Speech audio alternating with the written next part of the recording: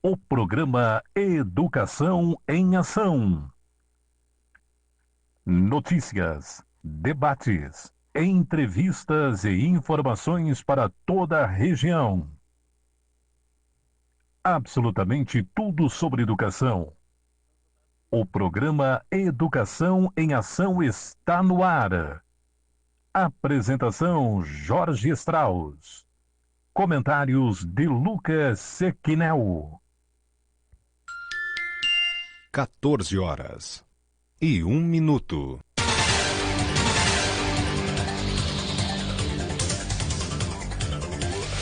Muito boa tarde, Cocal do Sul e região. Estamos começando hoje um Educação em Ação, sábado, 14 horas e 2 minutos. Estou junto com meu amigo Lucas Sequinel. E eu com o apresentador Jorge Strauss. Vamos que vamos, Lucas. Hoje tem bastante informação, notícias. Não temos hoje um convidado especial, mas temos muita informação para debater e discutir sobre essa semana.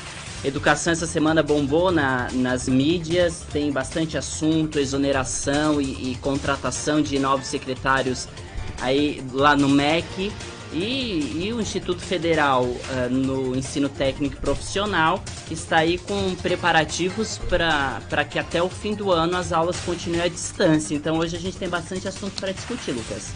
Isso é verdade. Nós tivemos algumas mudanças, né? Então os institutos federais vão começar a oferecer, né, alguma forma de recuperação para que esse ano letivo seja validado também.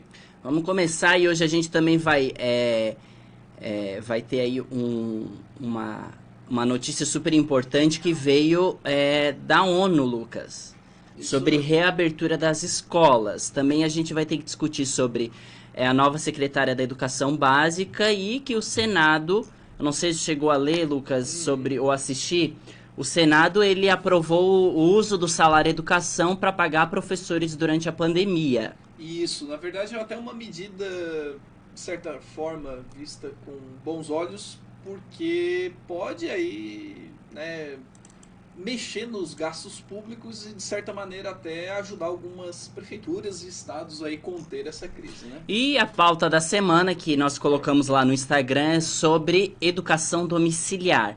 É um assunto que lá no Distrito Federal tem sido muito comentado, tanto pela Casa Legislativa quanto pela Câmara, pelo Senado. Foi pauta do Senado também. Vamos discutir um assunto muito importante que é a Lei da Maria da Penha, Lucas. Isso mesmo, completando o aniversário, né? Foi essa semana. Importante e revolucionária. 14 anos de Lei Maria da Penha.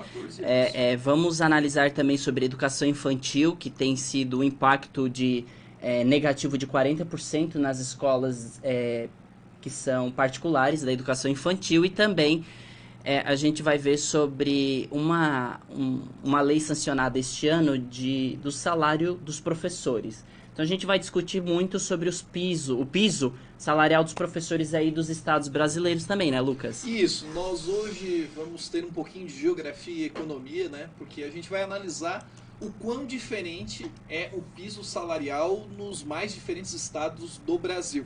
Sempre lembrando que cada um dos estados, a gente sabe, né, que tem uma participação especial em fundos da União, tem uma forma de arrecadação diferente, né?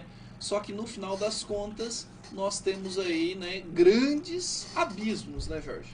E eu acho que um assunto que a gente vai ter que discutir bem, eu acho que é o tema principal de hoje, é justo reprovar alunos este ano? É uma pergunta que me fizeram, que eu quis trazer para o programa, porque é um assunto que vai dar o que falar. Até essa semana eu estava assistindo Linha Verdade, e ainda presencialmente. Eu estava lá no estúdio da RTV assistindo Linha Verdade, e o meu pai, Ricardo Strauss, abordou esse assunto e ele foi investigar mais sobre esse assunto.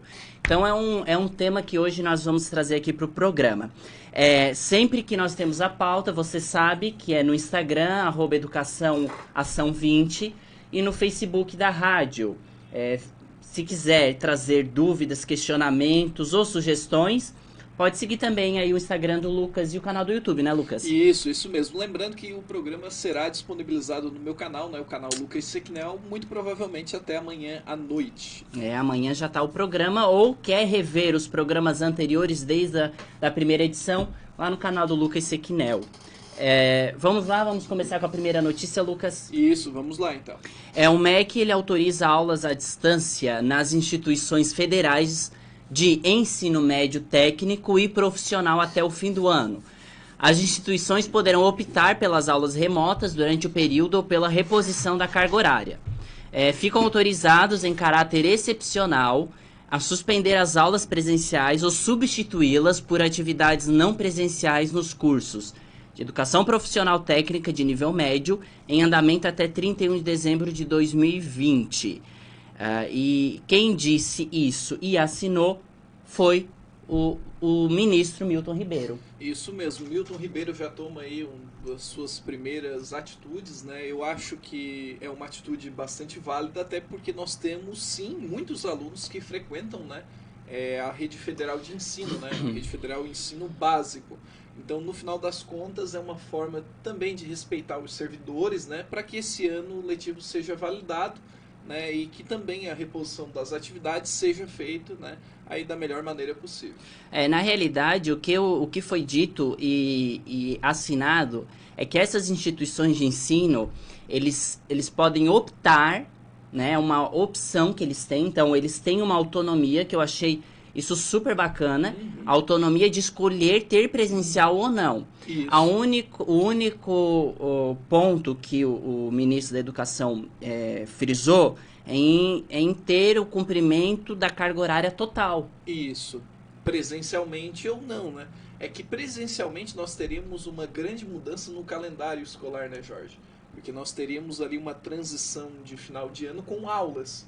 Supondo que a situação da educação e a situação da pandemia fosse normalizada aí a partir de outubro, nós teríamos aí um ano letivo começando a partir de outubro, se seguindo por janeiro, fevereiro e assim por diante. Sim. Então nós teríamos um desafio muito grande na reorganização desse calendário.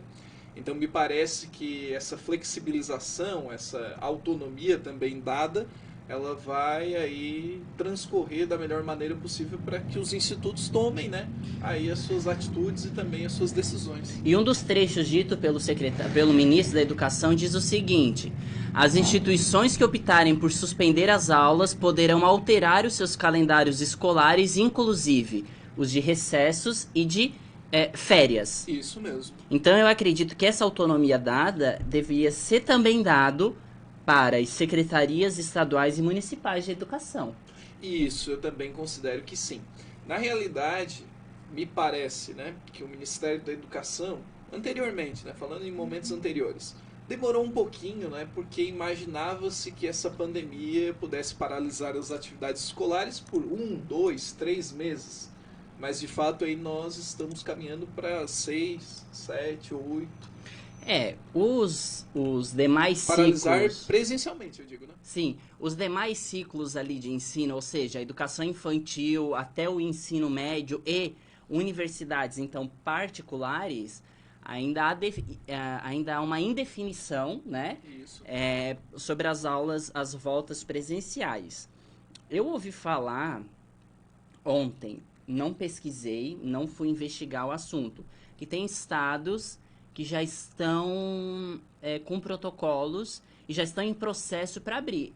Eu não lembro se é na Amazônia, Lucas. No Amazonas. Isso. Amazonas. No estado do Amazonas. No estado do Amazonas. Amazonas parece que já estão em funcionamento, né? Isso. Na verdade, pelas reportagens e pela apuração que eu fiz, nós temos ali o retorno da educação infantil e das séries iniciais do ensino fundamental.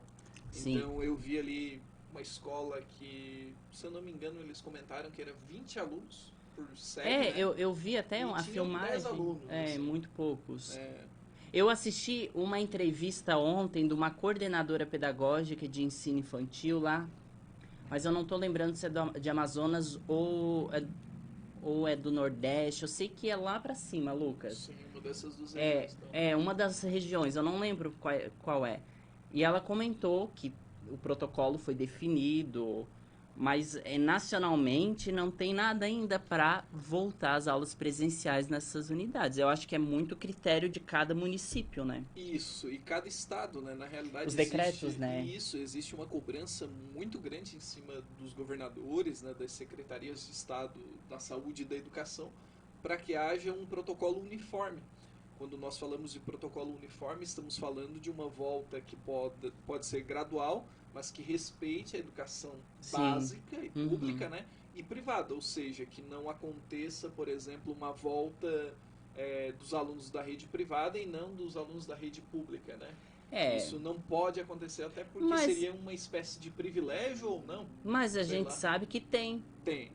Antes da pandemia, a gente já tem principalmente os professores sabem, muitos e a maioria não assume, né, não quer assumir isso, mas é algo que a gente tem que deixar muito claro aqui no programa, que existe de forma intensa, né, de forma muito rigorosa a segregação, né, Isso. entre alunos de escola particular e alunos de escola pública. Tanto que na escola particular, ainda ontem eu estava entrando em contato com uma mãe que a sua filha estuda lá no Marista. Uhum. Ela disse, Jorge, em nenhum momento parou. E é aula ao vivo, não é Google Classroom, não. É aula ao vivo, manhã e tarde.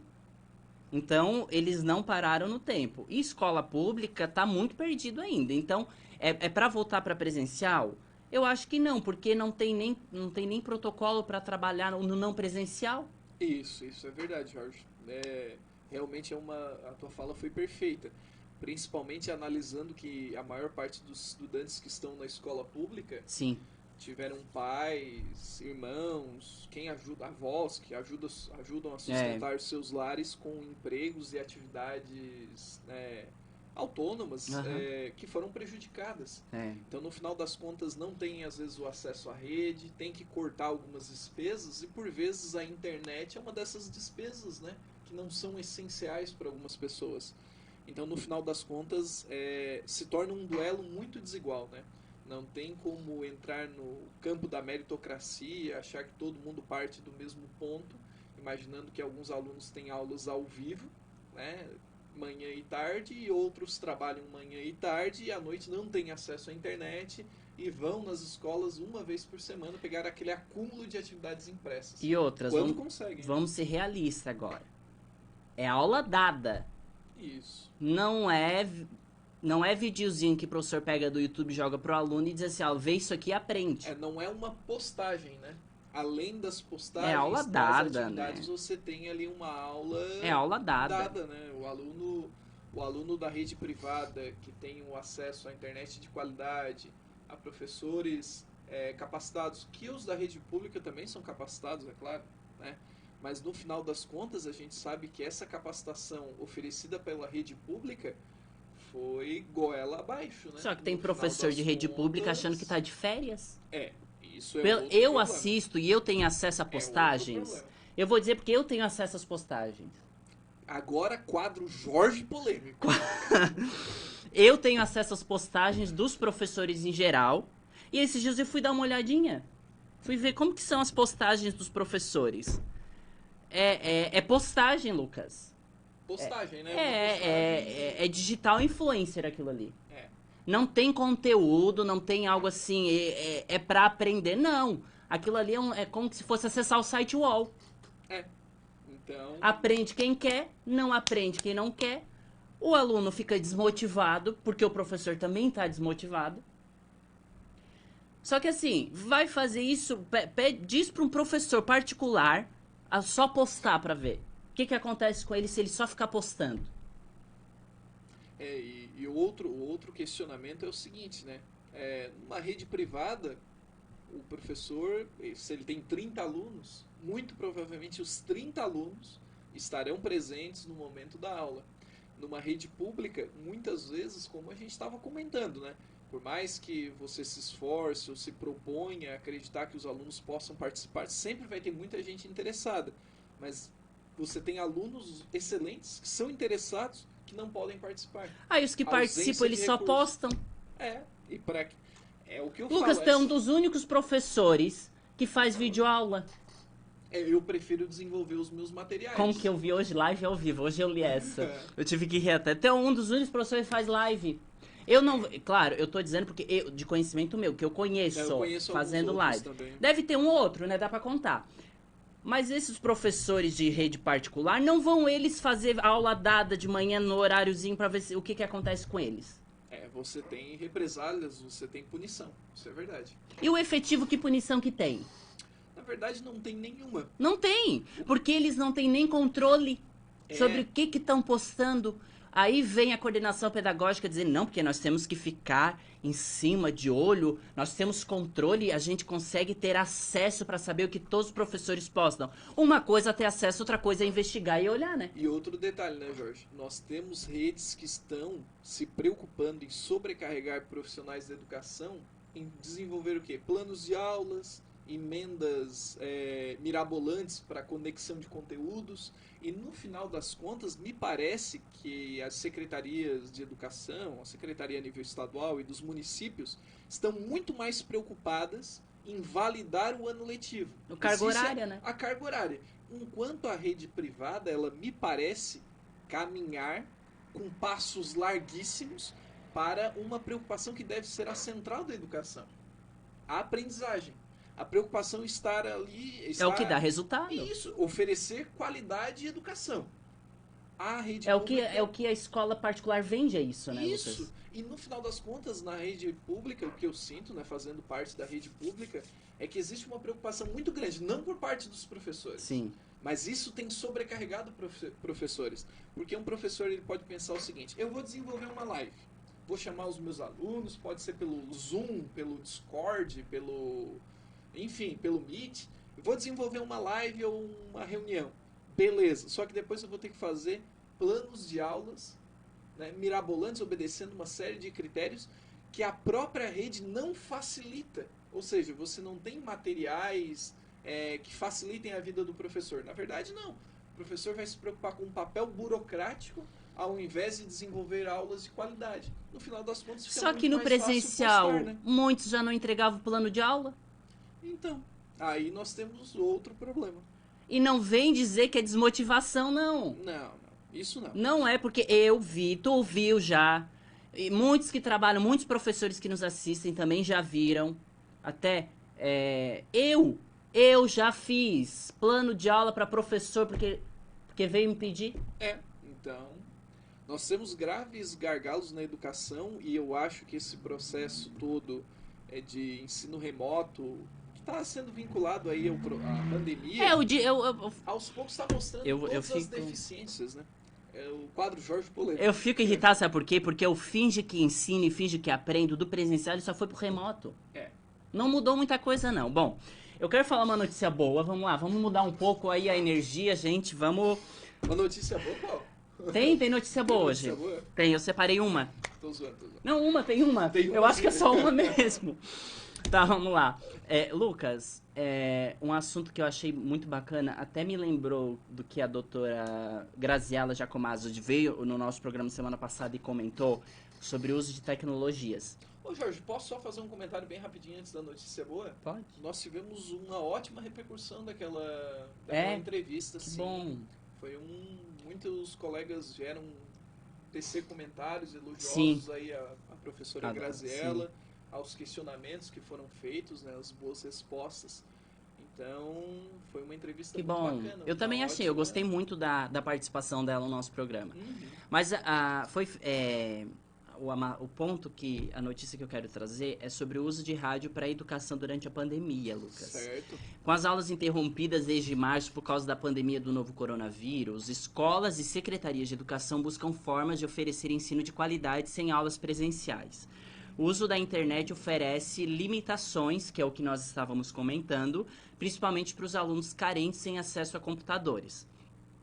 A Universidade Federal do Rio Grande do Sul, que é uma das melhores universidades que temos aqui do Sul. É a URGS, né? A URGS, exatamente. Do Brasil, né? Lançou um livro com uma proposta para o uso da rádio no processo de educação à distância.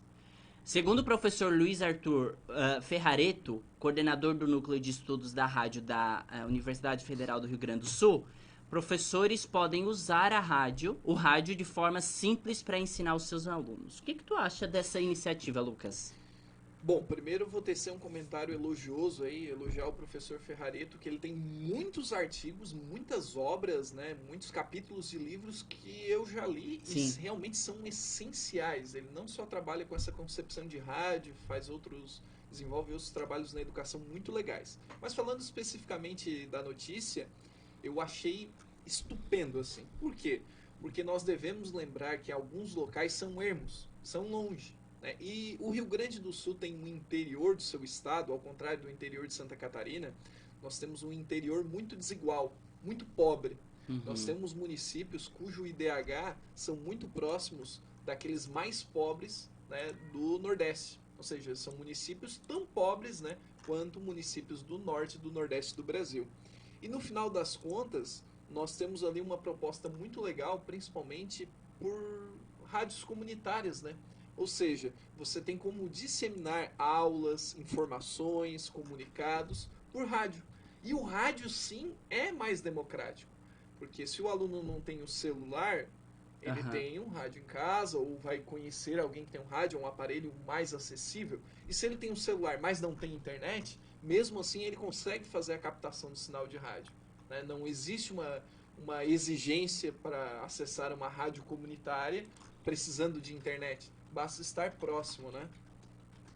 Sim, eu acredito, Lucas, que aí nós vamos entrar num ponto que está sendo muito debatido, que é a acessibilidade com a internet, né? Muitos alunos e professores não estão tendo.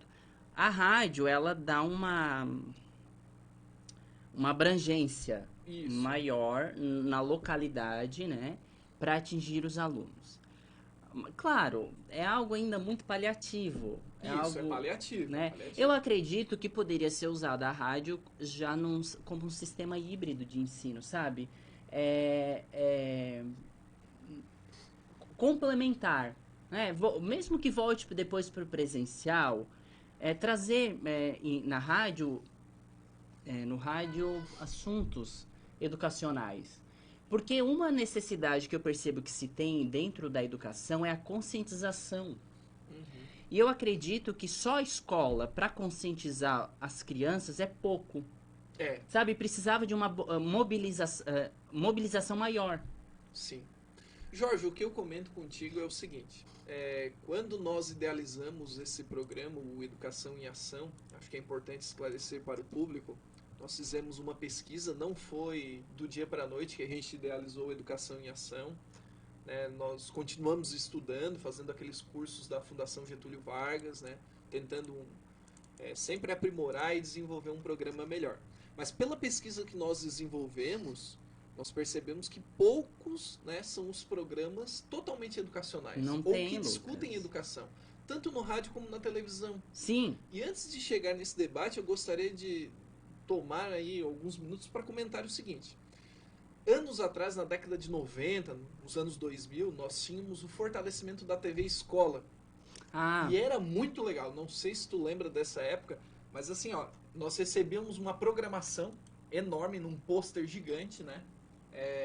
Enfatizando ali quais eram os programas que passariam na TV Escola, e como não tinha internet de fácil acesso para todos, eu era um dos caras que ia lá perguntar para a professora, né? Professora Sandra, professora, o que é legal de geografia nesse mês, de história, né? Para eu ver, ou de ciências, estava no ensino fundamental. E dali eu participava vendo as coisas na TV Escola. Via ali Espaçonave Terra, enfim, vários programas legais, épicos assim.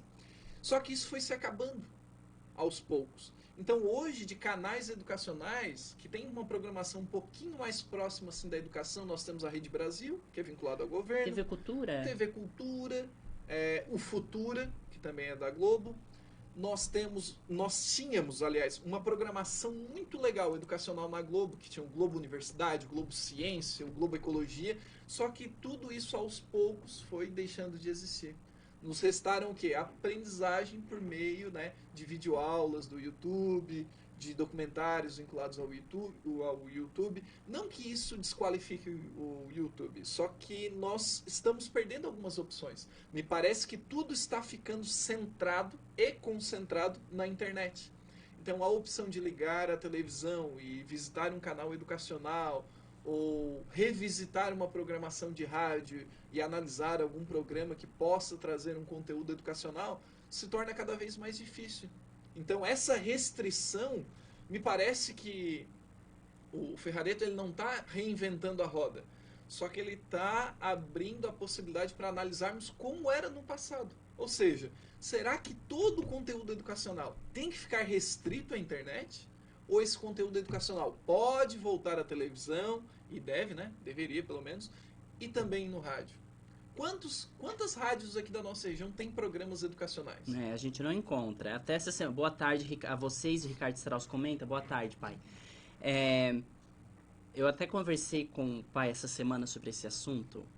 E ele deu ele já tem aí 30 anos de carreira na televisão e rádio. Sim, bastante conhecido. Ele ainda comentou essa semana comigo bem esse assunto.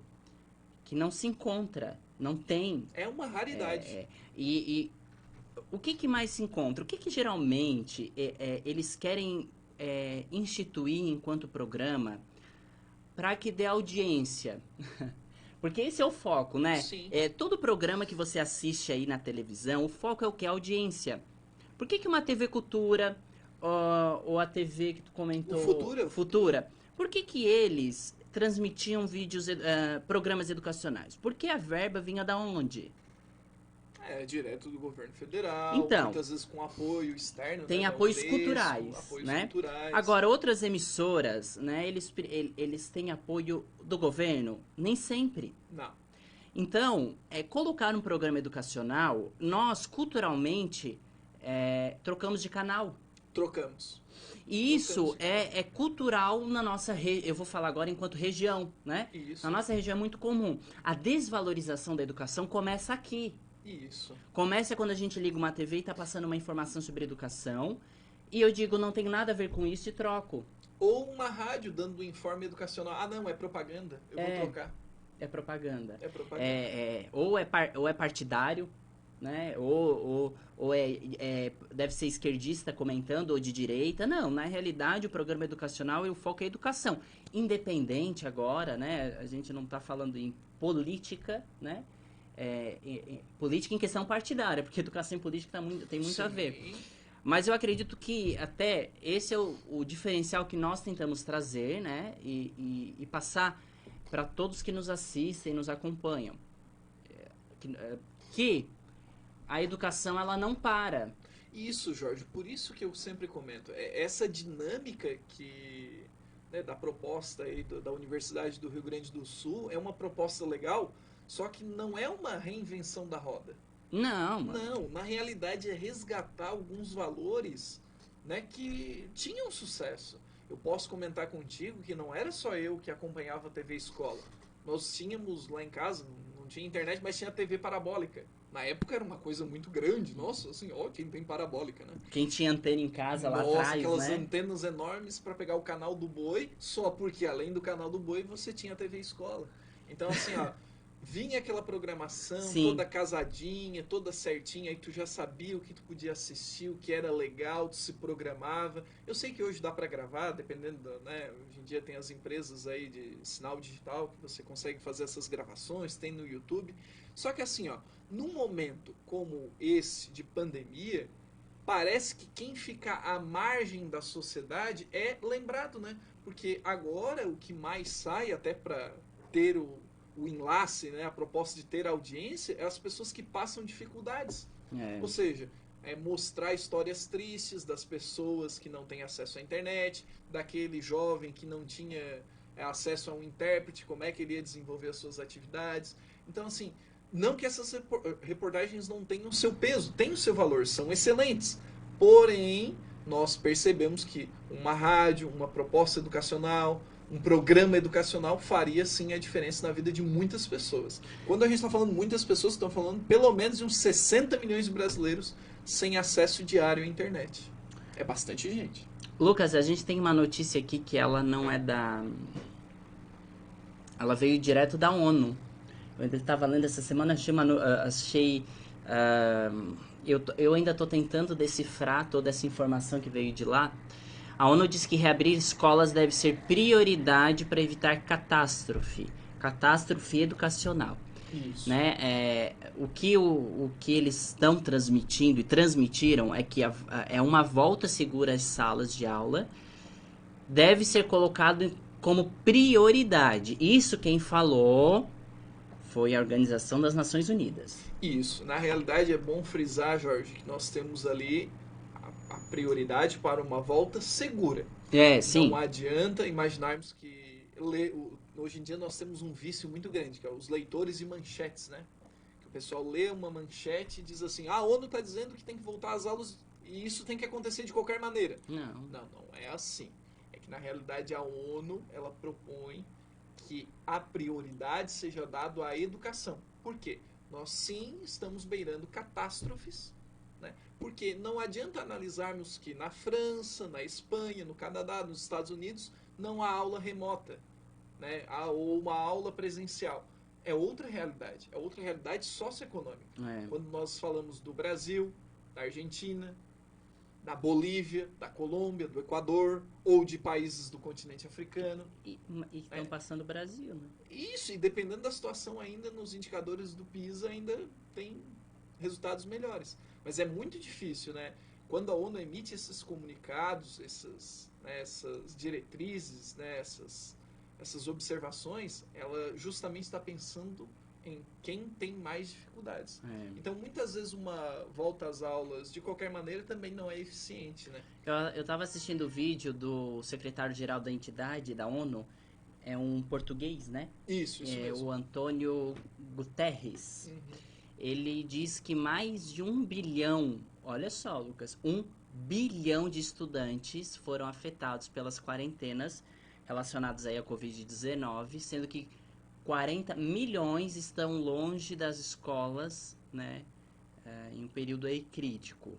Aí ele diz assim, colocar os alunos de volta às escolas de forma mais segura que for possível precisa ser a maior prioridade. Isso mesmo. Já enfrentávamos uma crise de ensino anterior à pandemia, agora estamos diante de uma catástrofe, de toda uma geração que pode desperdiçar potencial humano.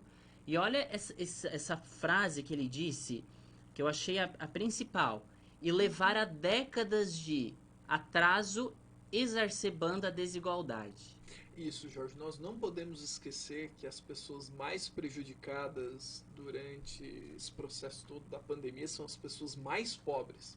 É claro que nós temos empresas quebrando, tendo aí seu capital, né, os valores de investimento sendo afetados, né, os comerciantes foram afetados também, os bancos foram afetados. Só que as pessoas mais pobres, as pessoas que estão na base da pirâmide do trabalho, são aquelas pessoas mais afetadas. E ali nós temos também estudantes. E esses estudantes, muitas vezes, eles vão antecipar uma saída da escola, eles não vão completar o ensino básico e partem logo para o mercado de trabalho.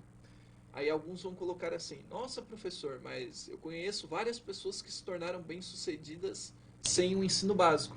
Sim, várias pessoas. Só que são exceções. O normal e o cultural é que você tenha pelo menos a formação básica. Depois eu quero ser empreendedor. Mas o empreendedor estuda. O empresário estuda. O empresário ele não cruza os braços. Todos os dias ele tem desafios, novidades, anseios. Muitas vezes ele não conhece, ele não consegue pela academia, pela disciplina acadêmica. Mas ele está lidando com outros tipos de conhecimentos que estão dentro da educação. Claro, né? E a formação básica ajuda nisso. Ou seja, completar um ensino médio é uma etapa essencial. E quando a gente fala e bate na tecla do ensino médio, é porque é o básico. A partir do ensino médio eu decido. Vou para um curso livre, vou para a faculdade, vou para um ensino técnico, um ensino tecnológico, enfim. E a observação, né, do secretário da ONU é muito importante porque, querendo ou não, são as novas gerações que vão produzir ciência, vão praticar a evolução. Então, sim, nós podemos ter um atraso. Ele alerta, Lucas, 3 principais que eu destaquei, que são problemas que aconteceram agora durante a pandemia no meio da educação. E ele destaca um deles como problemas de... Olha só que sério isso. Problemas de nutrição. Sim. Igualdade de gênero e aumento... Isso eu fiquei assim, me assustei até. Aumento no casamento com crianças em determinados países, que a gente sabe que é cultural em alguns países. Isso, é cultural, Jorge. E nós vamos discutir dois deles aí eu acho que vale muito a pena discutir os três, mas pela demanda do tempo. Primeiro, a questão da nutrição. Ou seja, as pessoas perdem os empregos, né? Países que são pouco desenvolvidos, são subdesenvolvidos, não é aula de geografia, mas é importante lembrar que 70% da população mundial, né, está em países subdesenvolvidos. Mais de 70% da população mundial. Né? Ou está nessa situação de subdesenvolvimento. Então nós temos várias pessoas abaixo da linha da miséria, que sobrevivem com menos de $1 por dia, e essas pessoas sem emprego, né, sem opções, acabam sim, é claro, né, tendo problemas de nutrição. E é claro que isso vai recair sobre as crianças também. Outro dado importante, né, que o último item que tu comentou. Aumento do casamento em Isso. crianças. Nós temos alguns países que é enraizado isso, né? E a mãe e o pai, para não ver, né, a criança passando fome, passando necessidades, Que coisa, né? vai entregar para pessoas mais velhas de poder aquisitivo maior. Imagine, Jorge, a dor que não deve ser, né? Sei que parece um traço cultural, mas eu acho que lá no fundo existe essa dor sim, de uma mãe entregando uma filha de 9, 10, 12 anos de idade para um cidadão de 30, 40 ou 50 anos. Sabendo que vai ter que entregá-la, não somente por laços religiosos, mas também para ela ter uma opção de sobreviver. Que situação, né? E a ONU, ela lançou um programa, uma campanha, Isso. né? Uma campanha chamada Salve o Nosso Futuro, que pede pela reabertura de escolas e que isso seja priorizado nas decisões econômicas dos países. A entidade ainda cita que pessoas com necessidades especiais são mais prejudicadas e que a carga sobre as mães ficou ainda mais pesado com as escolas fechadas. A CNN ainda divulgou um estudo da Lancet que diz: os protocolos considerados mais eficazes para uma reabertura segura de instituições de ensino são teste e rastreamento de casos, isolando indivíduos que testem positivo e seu entorno. Então, eu achei interessante essa campanha, porque algo que a ONU tentou trazer enquanto campanha e está tentando trazer, que parece que o nosso país se perdeu um pouco, o que vai fazer com a educação. Porque parece que o nosso país, o nosso estado, eu vou falar agora do nosso estado. Certo. Parece que a educação foi largada um pouco. Um pouco. Eu estou sendo bondoso. Não foi um pouco.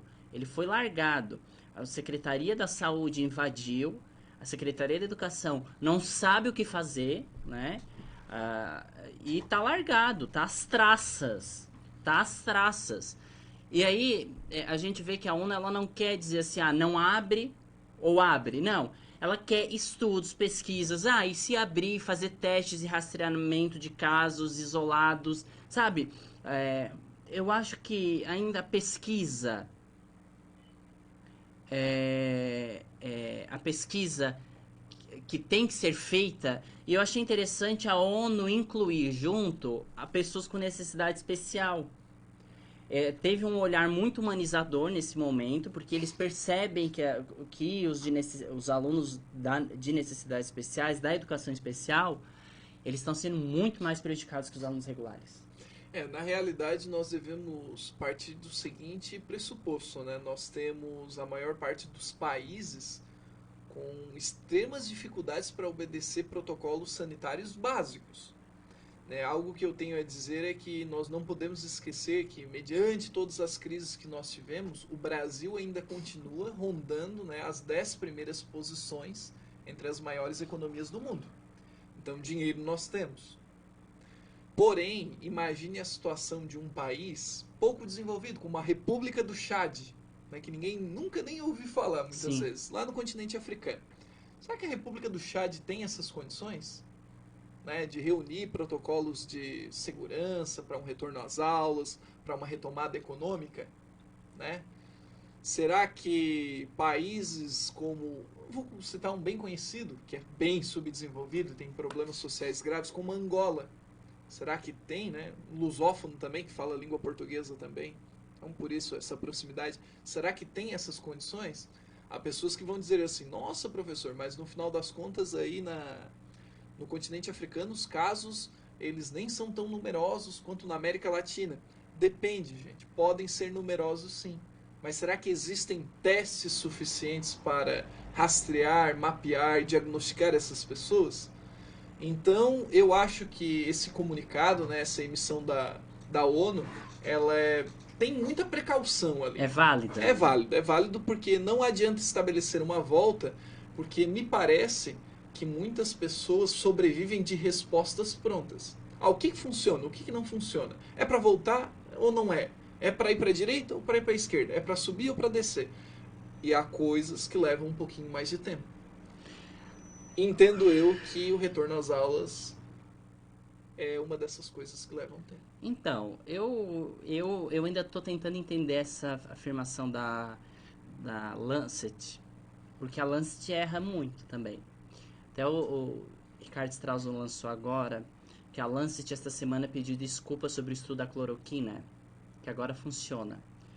Então, as pessoas ainda não sabem exatamente. Eu espero muito que funcione, porque o governo brasileiro comprou cloroquina E tem que comprar mais. para décadas. Comprou pouco ainda. Vai precisar usar muito mais ainda. Precisa dar e deixar disponível para o povo muita cloroquina, que é o que vai curar. Mas enfim, vamos falar de outro assunto, Lucas. Vamos vamos trazer mais para o nosso país. Porque a gente está falando aí de continentes africanos, com seus sábios conhecimentos geógrafos. Mas a gente precisa trazer um pouco para o nosso país agora. Vamos trazer para nossa... E quando a gente chega para o nosso país, a notícia é essa. Milton Ribeiro escolhe nova secretária de Educação Básica.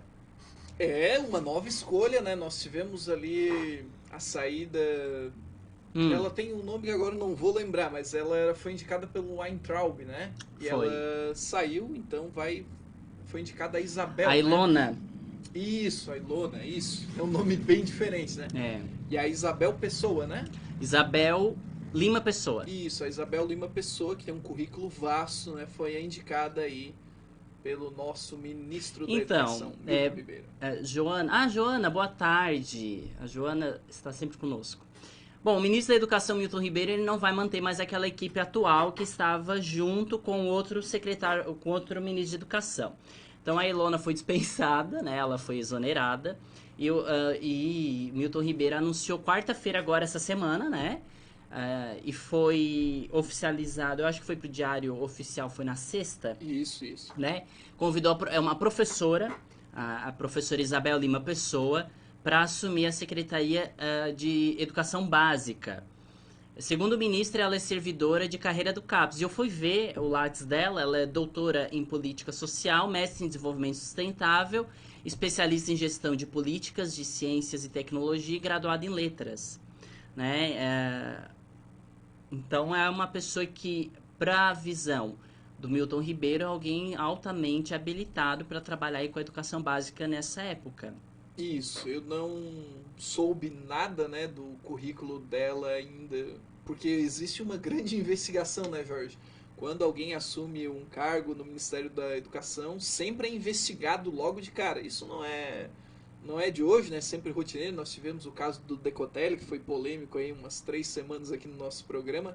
Mas o caso da Isabel, me parece que tudo transcorre na mais perfeita ordem, né? Então, tomara que ela desenvolva um bom trabalho. A gestão do Weintraub não vinha oferecendo bons resultados, né? Tinha alguns fãs ali, mas no final das contas os resultados eram negativos. Muita confusão, muitas dificuldades de comunicação. E me parece que Milton Ribeiro vai dando aí os seus primeiros passos, né? Cheio de convicção, mudando a sua equipe, transformando sua equipe. Espero que essa equipe fique ainda mais forte e que as decisões tomadas sejam as melhores, né? Vamos torcer também, né? Pareceu ser alguém bem... ela tem uma carreira aí política, né? Tem. Em questão acadêmica, né? De estudos políticos. A Ilona ficou 8 meses, né? Como secretária de Educação Básica. E na segunda-feira, eu li um parecer... Segunda-feira agora, essa semana... Um parecer encaminhado à Câmara, assinado pela secretária de Educação Básica, sobre a falta de conhecimento a respeito de números de alunos da rede pública com acesso às aulas virtuais. E isso, Lucas, teve uma repercussão muito negativa para o Ministério, porque como que o Ministério da Educação ainda não tem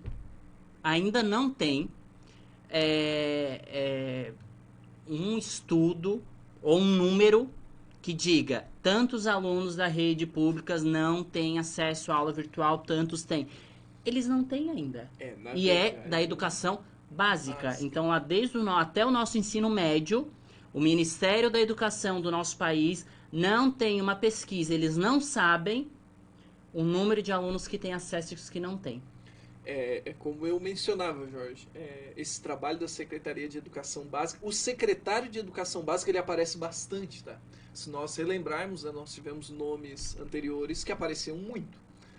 E a gestão agora antecedida, né, pelo Weintraub ali, nós tínhamos alguém oculto, ou seja, a Educação Básica parecia caminhar de qualquer maneira. Né? Ou seja, ela está funcionando, vai indo, né? Não tinham grandes desafios. Então, no final das contas, eu imagino que agora nós temos a oportunidade de assumirmos posturas e diretrizes para investigar esses casos. Ou seja, nós temos aí quantos meses já sem aula? Né? Desde março. Então, nós já estamos em agosto. Então, é muito tempo. Né? Eu acho que em julho, no máximo, talvez em junho seria o ideal, já um estudo muito completo. Muito completo e com suas complexidades, análises regionais, o porquê, como acessar. Me parece muito vagaroso, me parece um trabalho preguiçoso, trabalho feito de qualquer maneira, a qualquer momento a educação, né, vai se reerguer sozinha, as aulas vão voltar. Me pareceu muito cômodo da parte do Ministério da Educação. O senhor Ricardo Strauss diz: queria saber a opinião de vocês sobre o ano letivo. Existe comentário que todas as crianças vão ser passadas de ano. Então, nós separamos essa matéria e vamos discutir hoje já no programa. Nós separamos e vamos... Aliás, né, pessoal, deixa a sua opinião aí, né? O que vocês acham? Os alunos devem ser aprovados? Não, por quê? Até eu tenho que passar, me lembrasse, Lucas, que eu fiz a pesquisa essa semana lá no Instagram. Certo. Ó, eu fiz a pesquisa no meu Instagram, no meu Facebook e no Instagram do programa. A opinião de todos os que nos acompanham, né, de todas as pessoas que passaram lá pelo meu status, de o que eles pensavam. Lucas, a porcentagem é 93% acham que não devem reprovar. Não deve reprovar. Não deve. Uma boa... E eu trouxe resposta, e algumas pessoas comentaram, e a gente vai trazer hoje esses comentários e a gente vai discutir mais esse assunto. Eu não sei, Lucas, até eu quero investigar mais se a nossa Secretaria de Estado... da educação já tem um número de alunos que estão participando das aulas virtuais e os que não estão. Tu sabe se já tem uma pesquisa sobre isso? Na verdade, foi executada uma pesquisa por um campo chamado atendimento. Então as escolas repassaram. Eu não sei se saiu um extrato disso, né? Algum estudo com esses resultados. Mas eu sei que no campo atendimento ali o professor, né, ele preenche se o aluno está sendo atendido via atividades online ou atividades impressas ou não está sendo atendido. Eu sei que nós tínhamos ali um percentual das escolas em que eu trabalho, né, sempre muito próximos. Né? Ou seja, muito próximos de 50% das atividades entregas impressas, 40% delas normalmente feitas online e 10% dos alunos não atendidos. Ou seja, numa classe de 30, normalmente você tem ali uns 3 alunos não sendo atendidos. O não sendo atendido é que ele não foi na escola, não participa através de atividades online. E nós Vamos levantar isso aí, Lucas, sabe por quê? Porque se secretarias de Estado nem sabem, como é também que o Ministério vai saber? Ou seja, você não tem como... É o que eu falo, Jorge, você não tem uma diretriz dizendo assim, ó, segunda semana de pandemia, a gente vê que pode ser algo sério. Vamos nos precaver. Todos os estados e municípios devem realizar uma pesquisa assim, assim, assado, para daqui a 3 semanas a gente ter os resultados. Porque se for para fazer uma pesquisa para deixar um formulário salvo no Excel no computador, não adianta. Não. Pesquisa e cadastro por si só não ajuda em nada. Não adianta eu saber quantos diabéticos tem no meu bairro se eu não tenho medicamento para fornecer. Então... A Joana comenta: as escolas têm enfrentado muitos problemas com Displicência dos alunos, principalmente do ensino médio com as atividades. Alunos que recebem atividades impressas e devolvem em branco. Isso aí é um problema pedagógico muito grande que eu já presenciei e eu acredito que aí quem tem que resolver essa situação, eu vou dar minha opinião agora, a equipe diretiva da escola. Não é o professor. Não. Porque o professor, ele poderia cobrar se ele estivesse numa sala de aula. Mas o professor não tem contato com o aluno. Quem está tendo contato com o aluno agora e com pais não é o professor. Não. É a gestão da escola. E a gente vê. Lá no colégio onde tu trabalha, tá lá o diretor com as duas assessoras, que eles que têm contatos, né? Porque quem vai buscar o material impresso, quem está lá? A equipe gestora. Então, se a equipe gestora viu que veio em branco, aí guarda e entrega pro professor? Justamente, a observação da Joana é muito precisa. Muito, muito precisa mesmo. Porque o que ela coloca é uma situação grave. Ou seja, muitas vezes recai em cima do professor. Parece que o professor está sendo o líder de um tribunal da Inquisição. Sabe? É bruxa ou não é bruxa? Fogueira ou não fogueira? Por quê? Porque se recebe a atividade em branco, como a Joana relatou, a direção pega a atividade, às vezes tem muita atividade junto, aí chega no professor. E esse aluno que ele tem acesso, não faz. Ele tem acesso ao impresso, não faz. Será que ele merece ser aprovado? E o aluno que desenvolve tudo? Será que ele vai ficar contente com essas aprovações automáticas? Porque vai ser uma aprovação automática. Eu acho que todo mundo aqui... todo mundo não é o certo, né? Muita gente vai lembrar das aprovações automáticas, da progressão automática que ocorreu no Estado. Lembra disso, Jorge? Não. Essa progressão automática, por conta da história de série e ano, para ter uma adequação, ocasionou muitas quando trocou confusões. série para ano? Nossa, muitas confusões. Ô Lucas, falando nisso, eu até ia falar sobre reprovação de aluno depois, porque eu separei essa notícia como lá mais pro final, mas eu já vou trazer, sabe? Porque eu me lembrei agora de algo importante. Eu acho inadmissível chantagear aluno dizendo que se ele não fizer atividade ele vai reprovar. Não, isso também não pode acontecer. Não pode acontecer. Mas acontece. Acontece e isso é mentira. Se um diretor da escola chegar pra você e dizer que você, se não fizer atividade vai ser reprovado, ele tá mentindo. Ele está mentindo, porque a gente sabe que antes do presencial, no presencial, muitos professores que não davam atividade de recuperação paralela reprovaram o aluno. O que os pais fizeram? Foram na gerência de educação e o que aconteceu com o aluno? Foi aprovado. Isso depois de ter passado pelo conselho de classe a reprovação. Então essa história de que vai ser reprovado, pode ser reprovado. A gente sabe que é mentira. Isso aí é para enrolar a gente e a gente aqui não tá para enrolar ninguém. Eu acredito que as escolas estão enfrentando problema, mas utilizar o termo reprovação para assustar aluno, para dizer que aí ele vai fazer atividade, isso aí não é motivação. Não.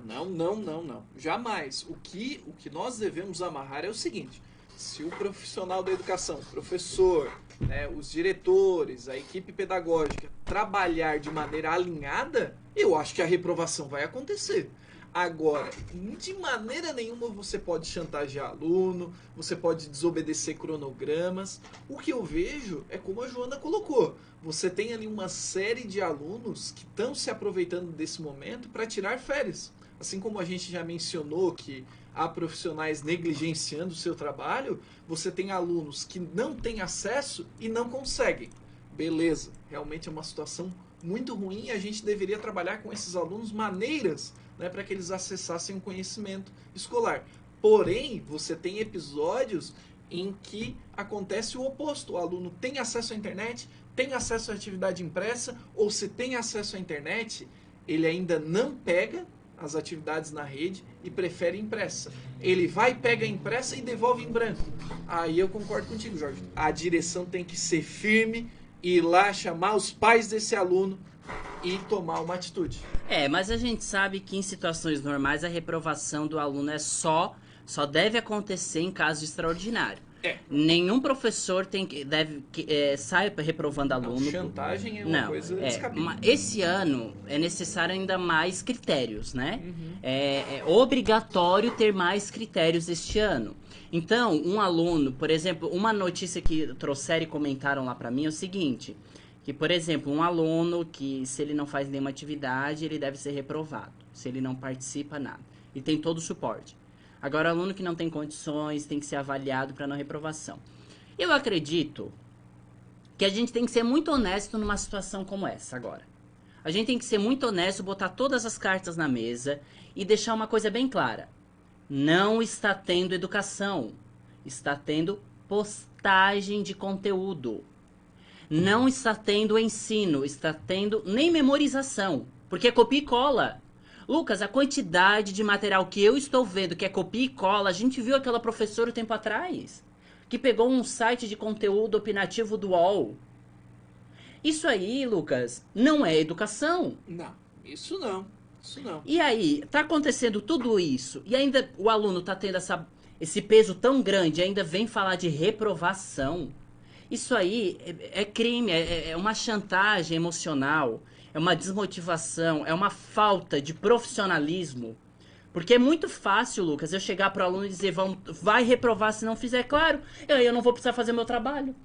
E nós tivemos pesquisas ilustrando que a maior parte dos estudantes, né, pelo menos foi o que a pesquisa revelou, deve ter pegado determinado grupo, né, pela Sim. análise foi de 20 estados, né, um estudo que revelou, né, um estudo encabeçado ali pelas universidades de São Paulo, Universidade de Pernambuco, né, universidades do Brasil todo, mostrando que mais de 60% dos alunos estão com os níveis de ansiedade muito acima do normal, né? Ou seja, essa ansiedade pode sim fabricar, né?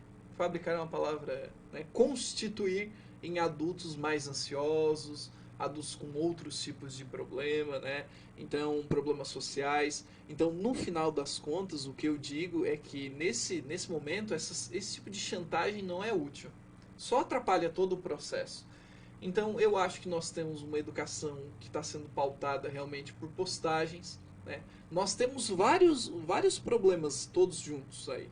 A falta de estrutura familiar, a falta de estrutura nas casas, né? Que a maior parte das pessoas não tem internet, ou não tem internet de qualidade para uma transmissão ao vivo, como é o caso das escolas privadas. Nós temos outros problemas ligados à infraestrutura das escolas, a formação dos professores, e tudo isso está junto no mesmo saco, né? Sendo ali manuseado, tudo juntinho, tudo misturado. Então todos esses problemas estão juntos, tornando a educação cada vez mais desigual e problemática. E outra questão problemática e tensa que eu tô percebendo, e não é de uma escola só não, como é que um diretor faz um grupo de WhatsApp com os professores e fica mandando o recado que tem que fazer isso?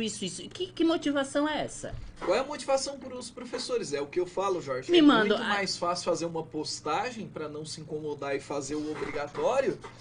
Claro, porque aí os gestores, os diretores têm reunião lá com a Ronise. Aqui, eu vou falar aqui a nossa CRE. A Ronise manda informação do que o secretário da Educação manda fazer. Que o secretário da Educação não é nem educador, né? Aquilo ali não é educação. Manda fazer, ela passa para os diretores passa para o professor passa para o aluno. O peso todinho cai em cima de quem? Dos alunos, logicamente. Cai em cima dos alunos. Aí vem agora querer cantar de galo e dizer vamos reprovar. Meu Deus, E eu vi uma postagem, e eu vou falar. Eu vi a postagem da CRE.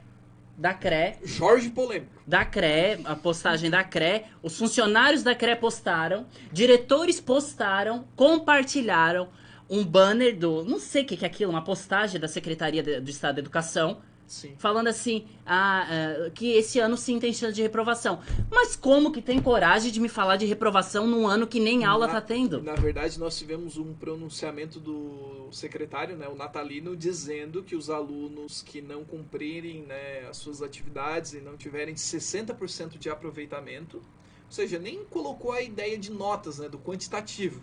Eu ainda acho que isso pode ter algumas mudanças, tá, Jorge? E não sei se o pessoal ficou sabendo, mas é algo que vai ser adotado pelas prefeituras também, de toda a região. Nós não temos mais trimestres nesse ano.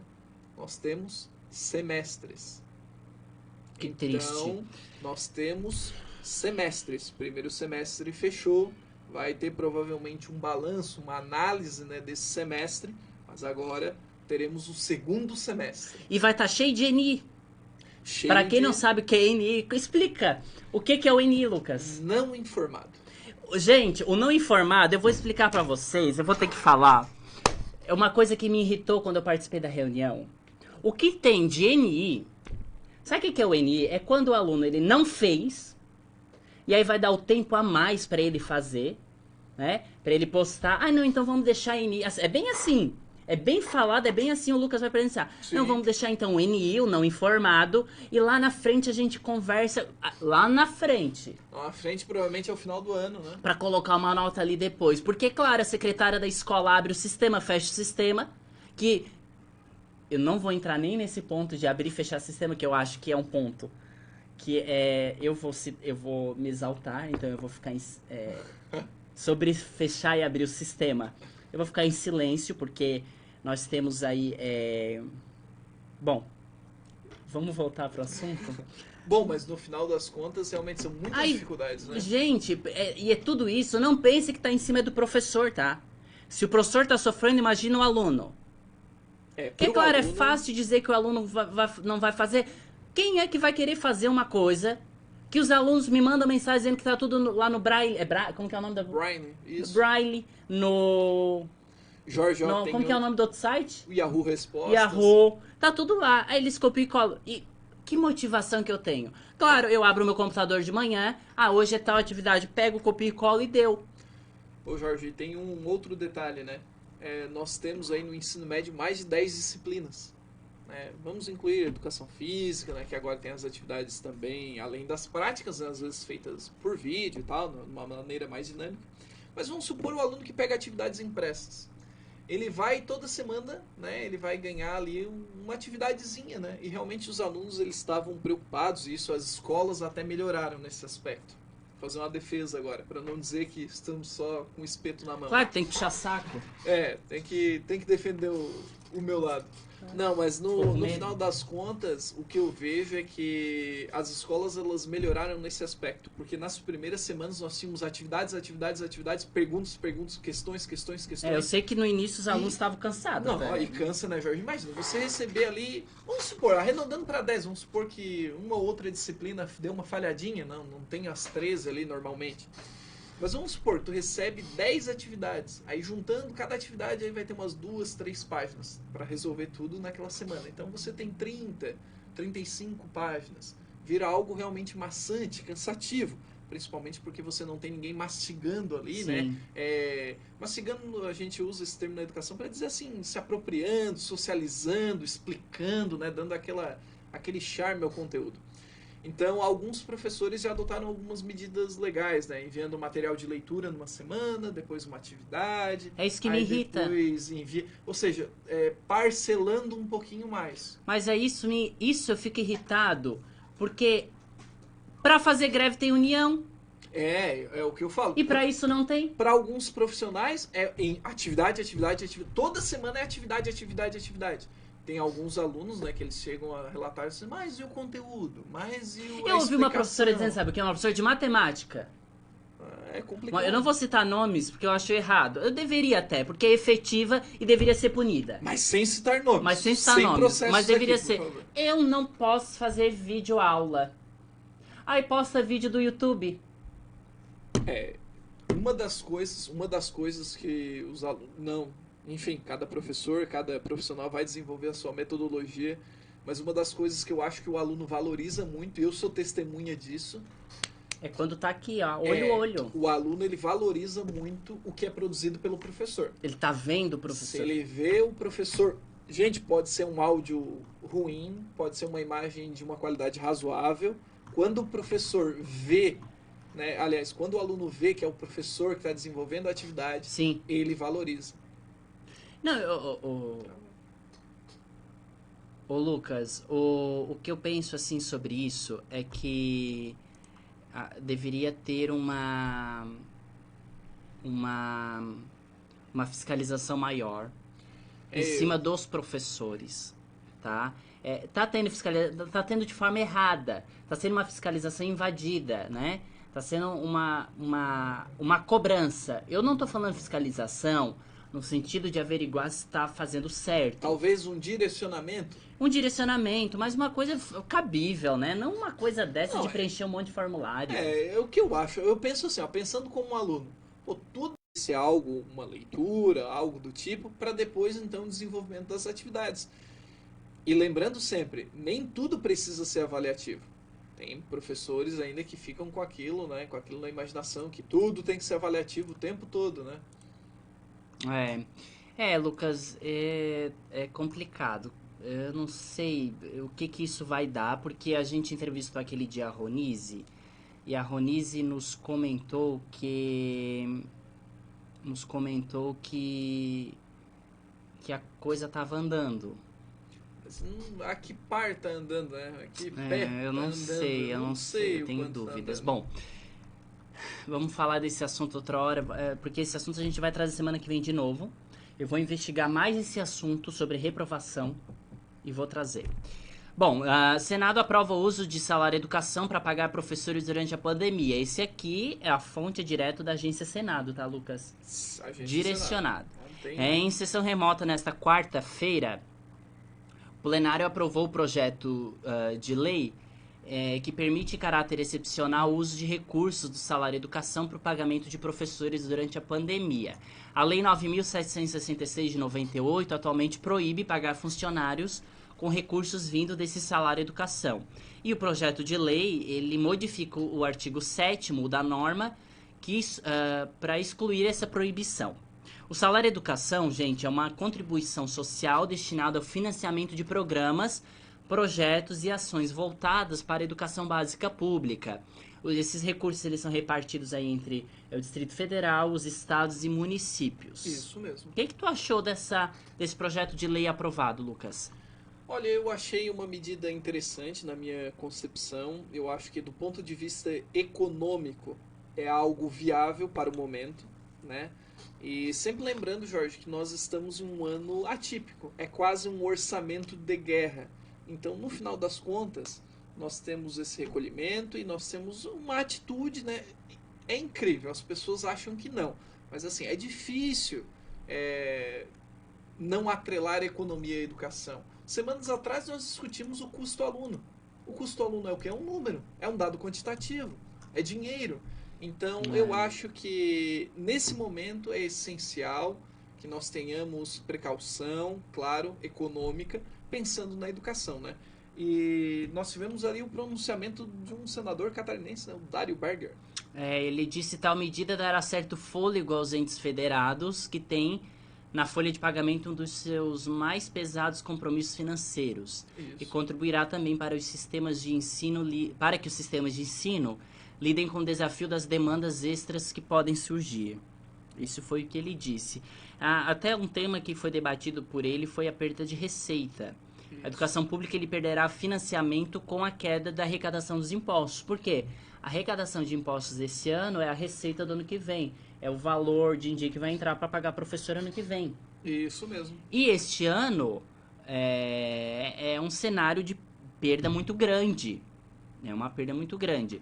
Ele apresentou dados da Associação Nacional de Pesquisa em Financiamento da Educação, que é o FINEDUCA, segundo as quais a receita líquida de impostos, o cenário mais otimista, se ainda de uma forma mais equilibrada, né? Uhum. Encolherá 7%. 7% equivale a 63,2 bilhões. É muito dinheiro. A menos. Agora, no pior cenário, ele pode diminuir uma porcentagem de 21%. Não é? Praticamente um quinto, né? Que é 189,6 bilhão. É muito dinheiro, né, Jorge? Por isso que eu acho que talvez seja uma medida que não. Lembrando, gente, essas questões orçamentárias não são pensadas por professores. Elas são pensadas por quem organiza as finanças nacionais. Então nós temos, sim, senadores, deputados, sempre todo o tempo pensando, né? Sempre temos que ter a crença de que pensando para o nosso bem, né? A gente não pode esquecer, Lucas, então... que tem um aumento do número de matrículas. E isso tem. E o Dário, ele ainda comentou isso, né? Que ele numera aqui ali. O aumento de matrículas da rede pública por conta da crise econômica, porque tem muitos alunos saindo de escola particular indo para pública. Isso. Né? E Jorge, pelo que eu li, esse cenário, né, explicando para o pessoal, imagina-se que essa mudança, essa transposição, sair da escola privada para a escola pública, seja um cenário que leve mais ou menos uns 5 anos para retornar à normalidade. Porque assim, ó, de forma resumida, o que vai acontecer ano que vem? Número de alunos na escola vai ser maior e o número de dinheiro menor. Isso. De forma resumida, é isso. É isso. E esse impacto, isso pensa na sua casa, né? Quando o salário vem menor no mês, o que acontece? Sobra mês.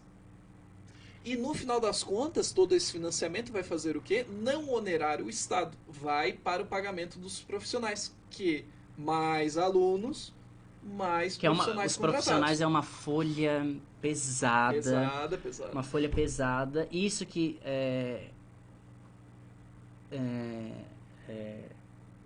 o Ricardo está perguntando qual é o estado que caiu o repasse da educação. Na realidade, não tem. A gente está falando de um indicativo para o ano que vem.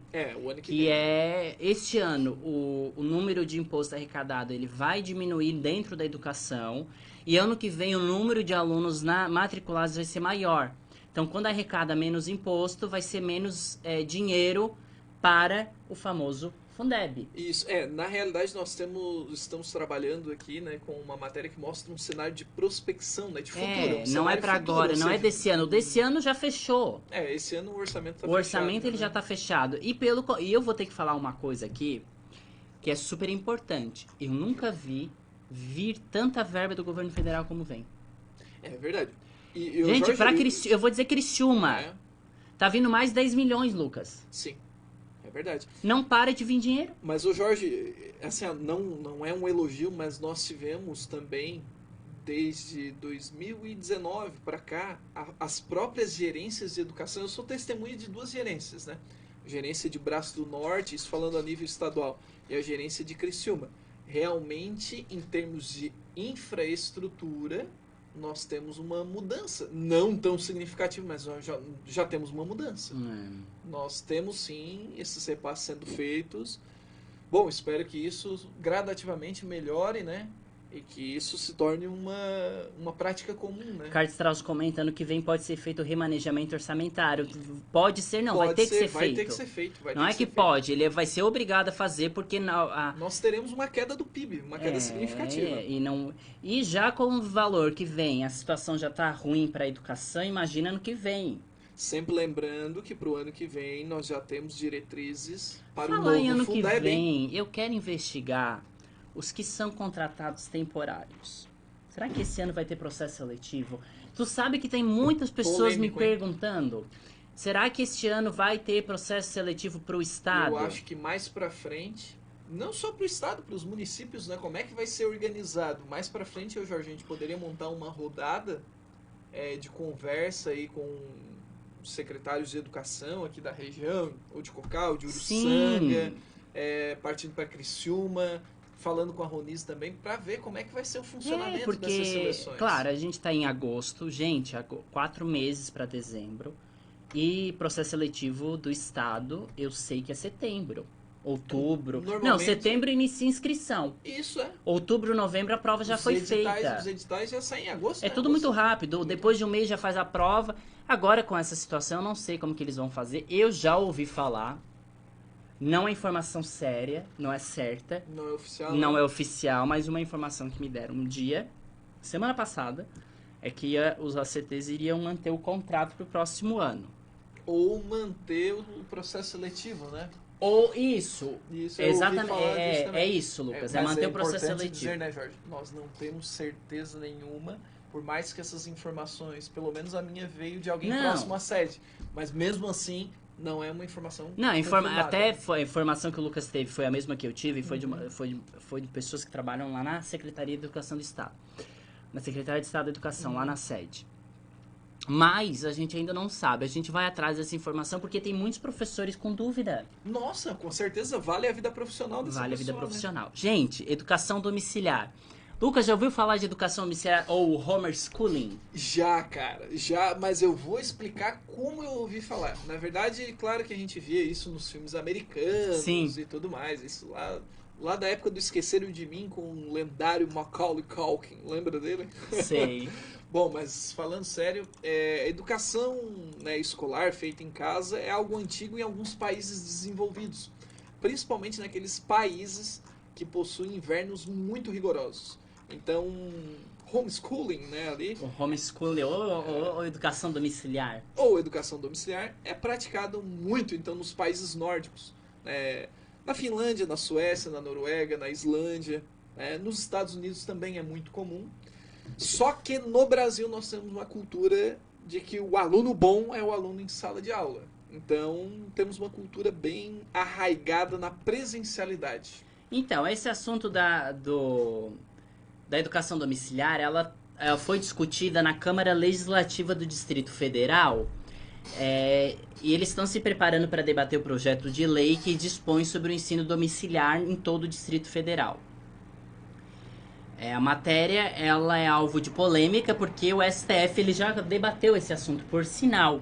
Então é uma matéria que ela, a princípio, ela é da Câmara Legislativa do Distrito Federal, entretanto, ela foi debatida pelo STF que pode transformar num projeto nacional.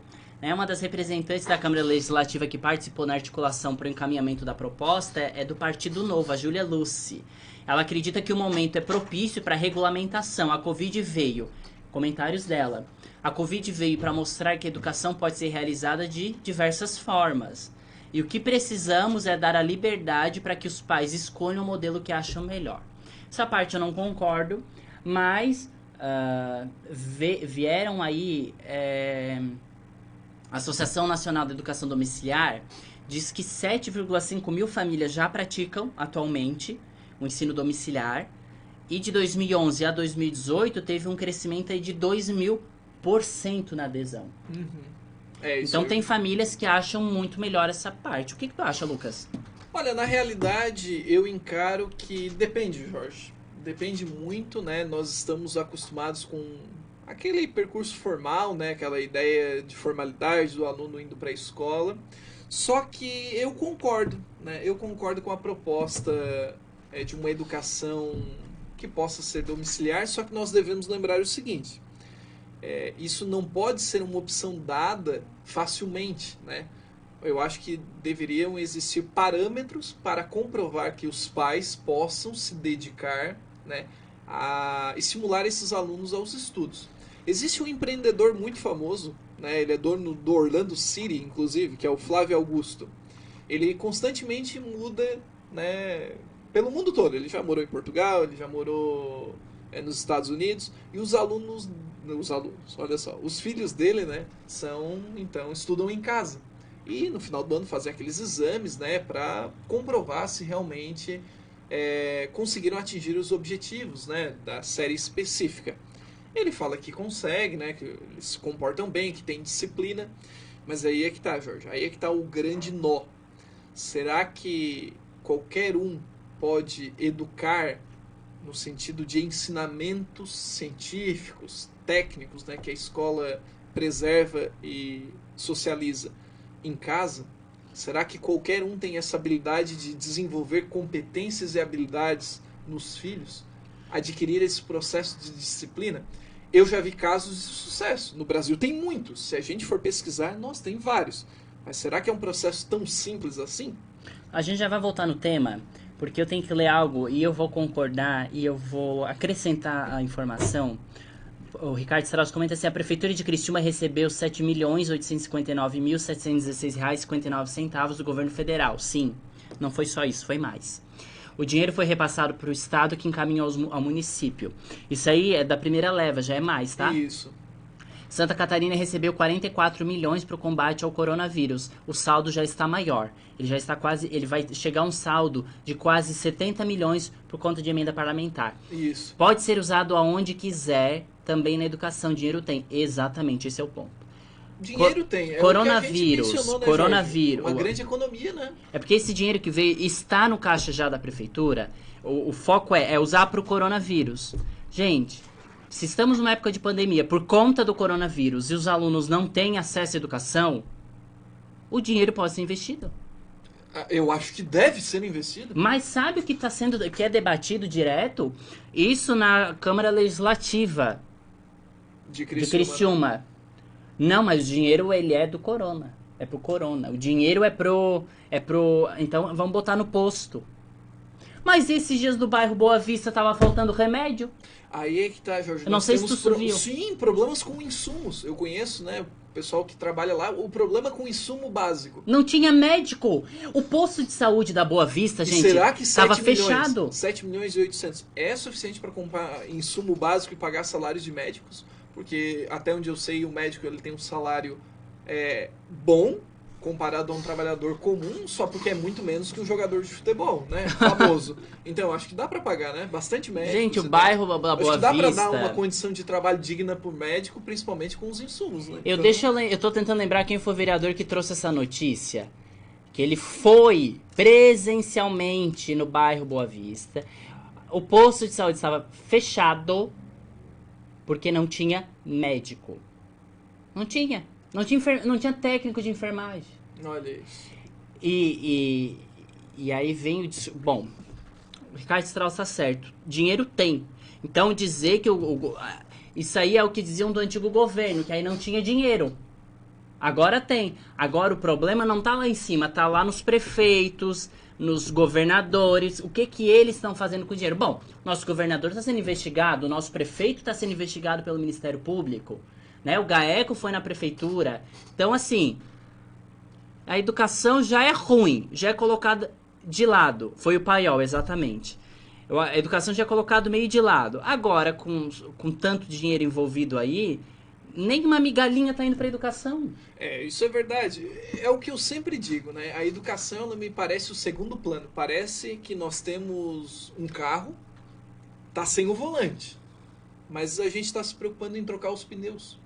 Sabe? Ou seja, o nosso carro está desgovernado. A educação pode ser aquele volante que vai dar um direcionamento e dizer, nossa, vamos subir a ladeira, né? Vamos cruzar o caminho comum. Mas não, a educação ela é sempre deixada em segundo plano. A educação... Isso que estamos no ano eleitoral. Imagine se não estivesse. Se fosse 2021, por exemplo, que é um ano qualquer. Que é um ano que já vamos ter aí os novos vereadores, o novo prefeito, não sei se vai continuar. O pessoal já pode se acomodar, né? Já pode se acomodar. Até, por sinal, eu vou falar aqui da Câmara Legislativa de Cocal do Sul, que até hoje eu acesso o site horrível, não dá pra entender nada naquele site. Eu acessei, parabéns pra Câmara Municipal de Criciúma. Não, é incrível. O site da Câmara é muito, eu ainda elogiei o Henrique, ele trabalha na Câmara. Jorge, só posso fazer uma crítica? Não. A história que é contada lá na Câmara de Vereadores sobre o município de Criciúma é uma história um pouco torta, mas tudo bem. É uma coisa de história. De historiador. Enfim. Enfim.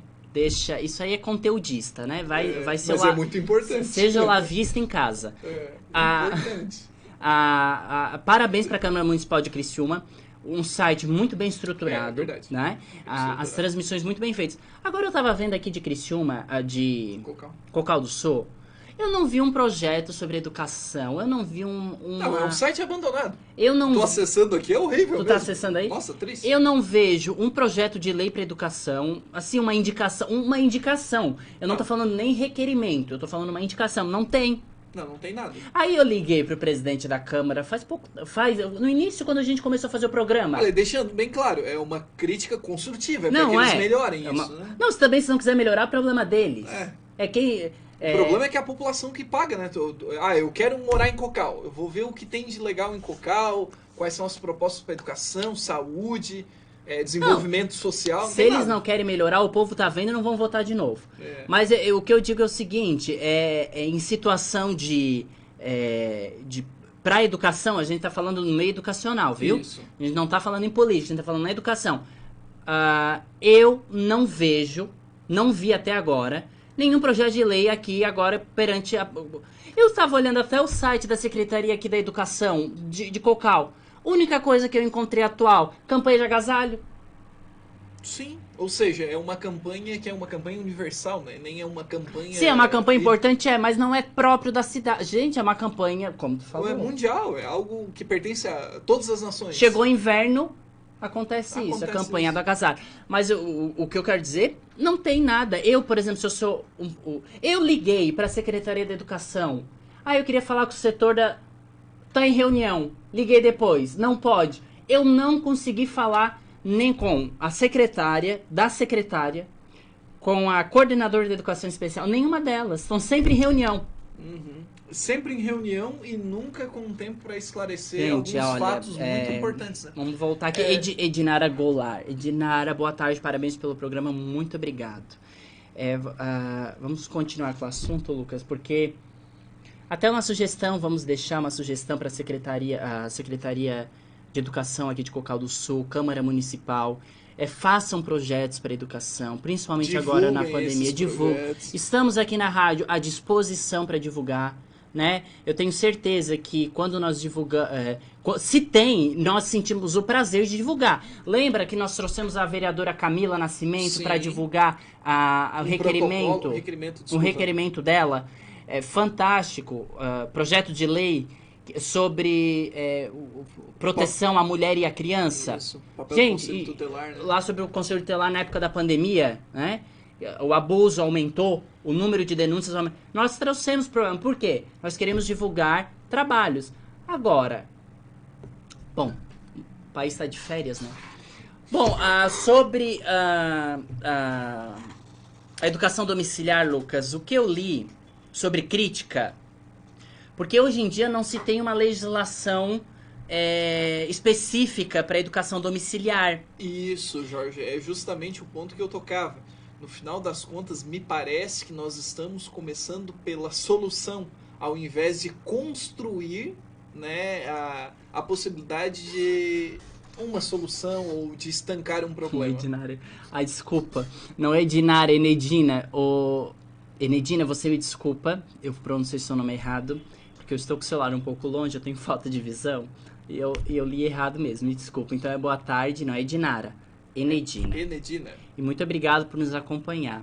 Lucas, 14 anos, Lei Maria da Penha. Os senados, eles pedem ações mais para educação. Então, como que o nosso programa de educação, por que a gente vai falar da Lei Maria da Penha? Porque o Senado, nessa semana, quando completou esses 14 anos, ele veio discutindo o que a educação poderia fazer para contribuir com essa lei, tá? Então, Lei Maria da Penha, gente, a Lei 11.340, é de 7 de agosto de 2006, que o objetivo da lei é proteger a mulher, né, da violência doméstica e familiar. A lei ganhou nome pela farmacêutica Maria da Penha, né, porque ela foi agredida. Isso. E após as denúncias dela, foi criado essa lei. Ela foi a pioneira. E sexta-feira, agora dia 7, ontem, né, a lei, até nós divulgamos no nosso Instagram do programa, né, que nós não podemos ficar calados sobre isso. Não. Então temos ali o aniversário da lei de 14 anos. A norma que foi aprovada para proteção às mulheres vítimas de violência doméstica passou por mudanças, né, em tantos anos. E é necessário colocar em prática a valorização desta lei. E na pandemia, a violência doméstica ela aumentou muito. No Rio Grande do Norte, por exemplo, eu vou dar um exemplo de um outro estado. O número é assustador, Lucas. Entre março e maio, agora, 2020, aumentou 258% o número de agressão contra a mulher em comparação com 2019, né? Então não é que estava zerado, aumentou. E já tinha uma porcentagem alta. Já tínhamos dados significativos, né? Dados nacionais apurados aí mostram que houve realmente um aumento, não só lá no Rio Grande do Norte, mas também em Santa Catarina, no Rio Grande do Sul. Os indicadores que revelam feminicídios, né? Inclusive nós tivemos algumas coberturas do Ricardo, né? Inclusive sobre tais atos na nossa região, né? Algumas matérias bem legais, né? Ele sempre traz programa porque é uma das coisas que ele fica muito indignado, é a violência contra a mulher e a criança, né? Porque é algo que deve ser combatido, Jorge, e eu destaco o seguinte: A lei, ela é fantástica, né? Uma lei que infelizmente demorou muito para se tornar uma É pauta uma lei de nova, discussão. né? 14 anos é muito pouco. Ou seja, no final das contas, o que nós temos é um cenário desolador, porque nós temos muitos casos sendo registrados, novos casos, novos registros. O trabalho me parece cada vez mais eficiente em combate à violência à criança e à mulher, principalmente. Só que ainda estamos muito longe do ideal, né, Jorge? Porque no final das contas nós temos inúmeros casos que são escamoteados, ou seja, são ocultados. A mulher ela não consegue denunciar, ela sofre represália, ela registra uma ocorrência, só que muitas vezes o agressor é um réu primário, né, tem bom antecedente, e mesmo que haja uma ação da polícia, uma ação da justiça, ainda assim essas pessoas podem sim cometer, né, o pior de todos os crimes, que seria o feminicídio. Lucas, em relação às crianças, é importante destacar que a senadora Rose de Freitas, do Partido Podemos, é outra que não acredita que lei ela só vai servir para situação muito grave. Ou seja, o que ela acredita? Que nós podemos evitar esses acontecimentos. Aí que entra a educação. Com certeza, Jorge. Né? A melhor forma de combater a violência à mulher, a violência à criança, ou a violência, né, como um problema social, geral, a violência né? urbana, por exemplo, é a educação, né, cara? Porque quando nós analisamos, nós temos uma criação ainda com uma lógica patriarcal, ultramachista, daquela de que o homem tem que ser obedecido, que o homem tem que ser o cidadão forte, o indivíduo que manda. Isso é... O que bate, né? O que bate, né? O que agride, o que não pode ser contrariado. Muitas vezes as pessoas vão comentar o seguinte: nossa, né? É difícil para dois homens se posicionarem. E é muito difícil, Jorge. Porque imagine o quão deve ser difícil para uma mulher caminhar na rua sozinha à noite. Eu e tu, a gente caminha, a gente pode caminhar com medo, mas não com medo de ser atacado por um homem, né? Com aquele sentido sexual, aquela ideia de se aproveitar, né? Uma ideia de um estupro. Agora a mulher o tempo todo ela é refém dos olhares. Eu concordo, Lucas. E até o que a educação pode contribuir? Esse trabalho de conscientização. E ele tem que começar cedo, dentro de casa e dentro da escola. Temos que fazer uma combativa, né? Uma combativa conscientização, para que a sociedade ela não se omita. Ela não fique quieta quando veja. Até por isso é o que a Camila Nascimento destacou na Câmara. Sim, perfeito. O que ela quis destacar é que quando nós presenciamos ou quando a denúncia já é feita, já está nas últimas instâncias. Às vezes, há quanto tempo essa violência já está acontecendo de forma calada?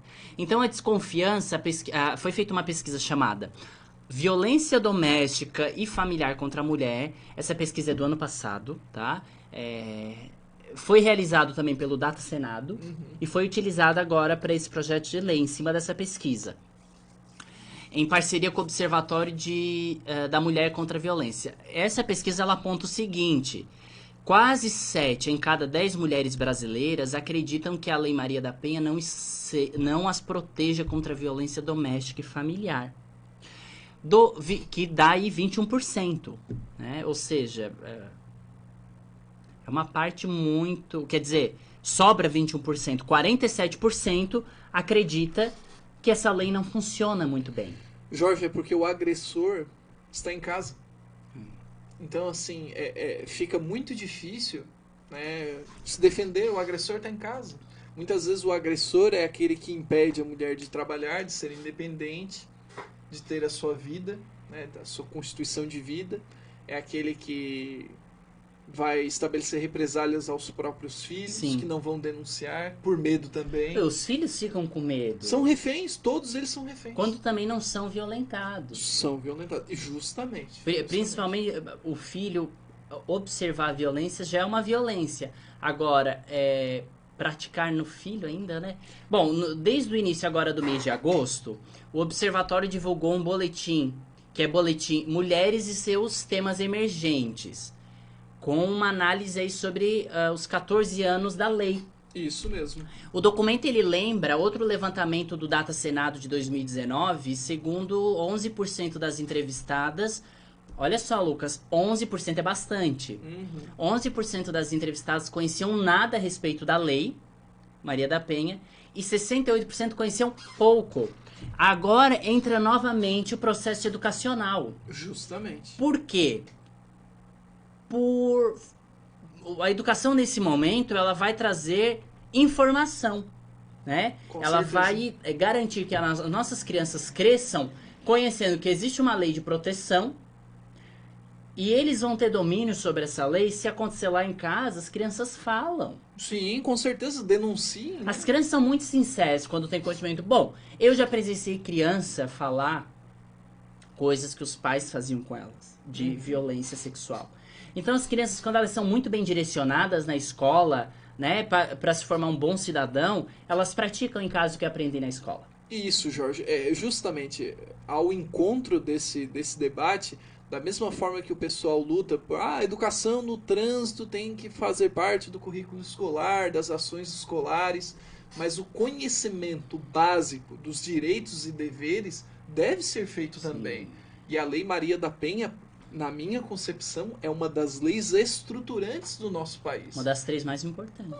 Porque no final das contas, se nós analisarmos, nós temos crimes corriqueiros que, assim, beiram a inexplicação. Não tem como explicar alguns casos. Nós tivemos um caso há poucos dias de feminicídio de um PM que acabou assassinando, né, um homicídio, assassinando a sua ex-esposa, se eu não me engano, né, que também era policial militar.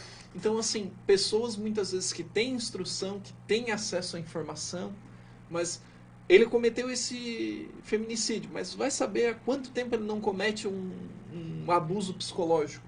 Não, é porque aí vem aquela história, não registra o BO, aí fica sem histórico. Outro problema, Lucas, é que falta melhoria nas ações governamentais. Falta. Enquanto 100% dos... Olha só, que dado interessante. Enquanto 100% dos municípios com mais de 500 mil habitantes apresentam ao menos um serviço especializado para o atendimento às mulheres em questão de violência, esse percentual ele cai para 30% nas cidades com população de 20 a 30 mil. E a menos de 4% com moradores de 5 mil numa cidade. Isso. E nós temos muitos, mas muitos municípios com menos de 20 mil habitantes no Brasil. A nossa região tem muito. Nossa, Santa Catarina tem, olha, eu não vou arriscar aqui, mas com certeza facilmente mais de 100 municípios com menos de 20 mil habitantes. Né? Eu acredito que, assim, por exemplo, Criciúma, 200 mil habitantes, ainda tem esse trabalho, né, para as mulheres. Até foi aprovado, esqueci de anunciar, Lucas, foi aprovado um projeto de lei para colocar o número de denúncia no site da prefeitura, na página inicial. Isso é bom, isso é importante. Então, um lá na canal de página inicial da prefeitura já está o número da denúncia. Facilitado, tá? né? O canal de comunicação já aberto. tem a comunicação aberta. E foi autorizado também, que é lei, estabelecimentos que presenciam, ou, por exemplo, locais de condomínios fechados, presenciam e não denunciam, eles também respondem. Então, na lei lá diz que é obrigatório. Na verdade, quando a gente tem essa obrigatoriedade, fica mais evidente que as denúncias acabam ocorrendo, não se torna só um dado, né? E no final das contas, Então, realmente tem uma luta com mais convicção, né? E as ações elas podem ser tomadas com as medidas necessárias, né? Então aí pensa, Lucas, uma cidade como o Criciúma, né, 200 mil habitantes, existe aí um número de denúncias que aumentou de porcentagem muito maior. Se eu não me engano, durante a pandemia teve mais de 2 mil denúncias. É muito. Casos confirmados provavelmente são mais. Ah, com certeza, com certeza. E a população aqui de Cocal do Sul... É sério, Lucas? É isso aqui mesmo? Deixa eu ver, 15 mil? Agora isso deve ser dado de 2010, né? Tem a 2019 é estimativa... 16.684. Um Então, crescimento razoável. eu não sei se Cocal do Sul tem esse trabalho. Mas assim, é como a gente mencionou, né, Jorge? Nós temos muitos municípios, eu acho que praticamente quase a metade aí do nosso território composto por municípios abaixo de 20 a 30 mil habitantes. Então, assim, ó, exceto pelas, né, capitais regionais que nós temos, como Lages, como Criciúma, capital regional que eu digo as principais cidades de cada região do nosso estado, né, como Chapecó, como Itajaí, como Joinville, exceto essas cidades e algumas satélites que estão em volta, o restante é sempre município pequeno. Tanto é que isso me lembra um debate bem interessante, né? Olha como nós temos assaltos a agências bancárias nesses municípios menores. E por que eles vão assaltar os municípios menores? Lá tem mais dinheiro? Não. Na realidade, nós temos o quê? A ausência de fiscalização, de policiamento, né? De uma guarda municipal. Ou seja, no final das contas, todos esses problemas estruturais, a falta de pessoal para o trabalho, também acaba acarretando a ineficiência de leis, né? Ou práticas, né? Como da Maria da Penha. Ou seja, a Lei Maria da Penha, ela pode ser considerada não tão eficiente para determinado grupo da população, porque muitas vezes a denúncia ocorre e a investigação ela é morosa, ela demora. E quando ela acontece, o crime já foi consumado. O IBGE fez uma pesquisa, essa pesquisa é de 2018, mas eu vou trazer porque eu acredito que não modificou muito. Não, na verdade, Jorge, de 2019 para cá o IBGE pouco produziu também, né? Não, mas eu acredito que não modificou a porcentagem. O panorama? Porque assim, em 2018 constatou que apenas 20% dos municípios brasileiros apresentavam assim uma estrutura administrativa, assim, uma secretaria, uma diretoria, uma coordenadoria, algo do tipo, para a gestão pública da lei, sabe? Para a execução da lei, de acordo com a 2018, 2 anos, né? Não tem menos de 2 mudar, anos, talvez, a pesquisa. Apenas 20% dos municípios. É pouco. A estrutura, então, da maior parte dos municípios brasileiros é inadequada, né? E o Observatório apresentou aí 3 desafios, né, a serem enfrentados pela sociedade nos próximos anos. Primeiro, fortalecer a rede de atendimento às mulheres em situações de violência. Esses desafios são pontos que podem ser abordados na escola, por favor. Deve ser. Então nós temos aí priorizar a educação como instrumento de conscientização e assegurar a produção e oferta de dados. Isso aí o governo pode... Lembra do ProERD? Lembro, um programa de combate ao uso das drogas, né? A polícia pode estar dentro da escola trazendo isso aí. Pode, e com certeza existem ações isoladas, né, Jorge? Só que, é como tu mencionou, uma ação isolada não vai comportar, né, e não vai conscientizar toda a população. Tem que ser uma rede, né? Tem que ser uma rede, né? Ou seja, é um programa nacional que seja aprimorado pelos estados e desenvolvidos pelos municípios também, né? E o terceiro desafio é que informações que possam servir de insumo para o aprimoramento do funcionamento dessa rede. Ou seja, nem falta informação. Falta. Saber o número de casos, a gente tem o número de denúncias. Mas isso ainda é muito pouco, precisa ser mais investido. Um cadastro pelo cadastro, um boletim de ocorrência pelo boletim de ocorrência, olha, não ajuda muito, são números. Não adianta eu chegar e dizer assim, em Criciúma nós tivemos a resolução de 90% dos casos. Tá, e os outros 10%? Se transformaram em quê? Em mortes? Falar em porcentagem, eu acredito que a gente vai mudar um pouquinho de assunto agora. Vamos passar para a pauta de encerramento, então? A pauta de encerramento. Mas essa questão da Lei Maria da Penha, os municípios tinham que abraçar muito mais. Aproveitem os vereadores que estão lutando com isso. Nós sempre temos nos municípios vereadores que lutam contra a defesa à mulher, defesa à criança. Abracem esses vereadores, aproveitem, né? Essas pessoas que defendem essas ideias... Ideias que são muito poucos visto São ideias mas que não é colocado como prioridade, como a educação. Isso, que não chamam atenção, né? Não gera voto, né? Parece que é aquele discurso pronto, que as pessoas falam assim, e tu? Não, eu vou lutar por empregos, não sei o quê. E educação? Também, sabe? A bandeira da saúde e da segurança. Saúde e segurança. É e muito educação? generalizado. Também, sabe? Também A educação é sempre também. Bom, isso é uma notícia de fevereiro, porque no dia 10 de fevereiro o governo, não de Santa Catarina, mas o governo do Maranhão, decretou uma lei, né, que institui salários dos professores. Um reajuste? O reajuste. Os novos pisos do magistério do Maranhão, gente, 6.300. É um piso, né, Jorge, que até a gente separou alguns dados. E não é um estado rico, hein?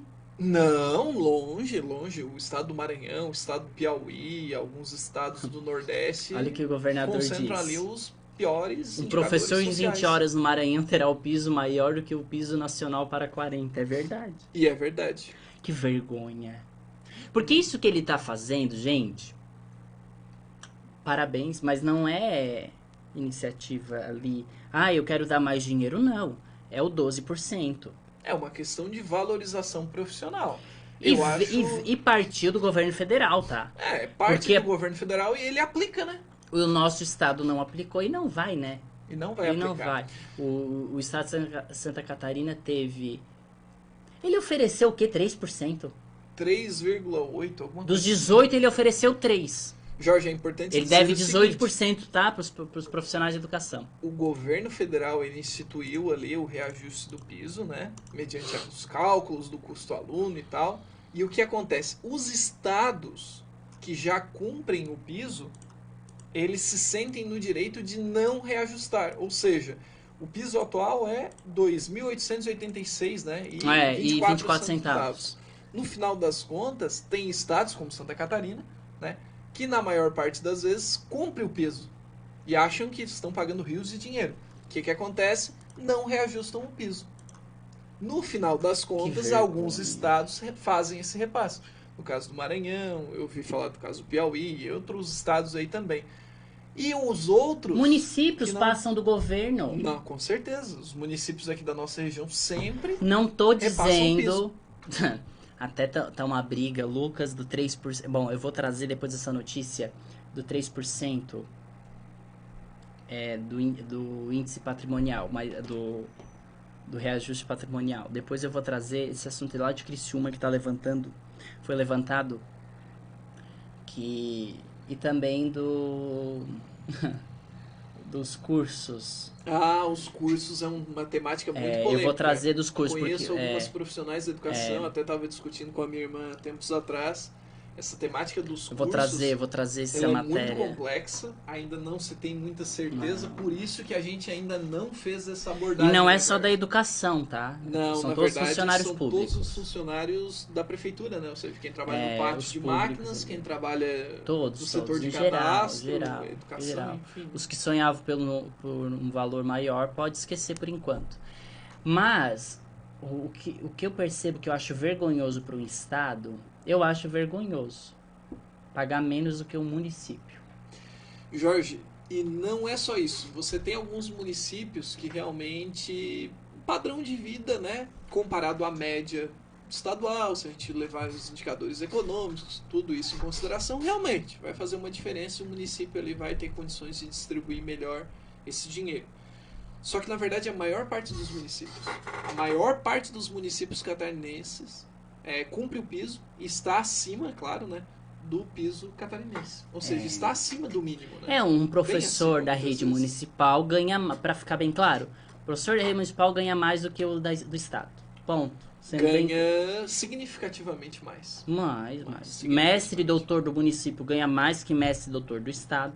Isso, é uma diferença... É uma diferença enorme, porque já começa o salário base alto. Isso.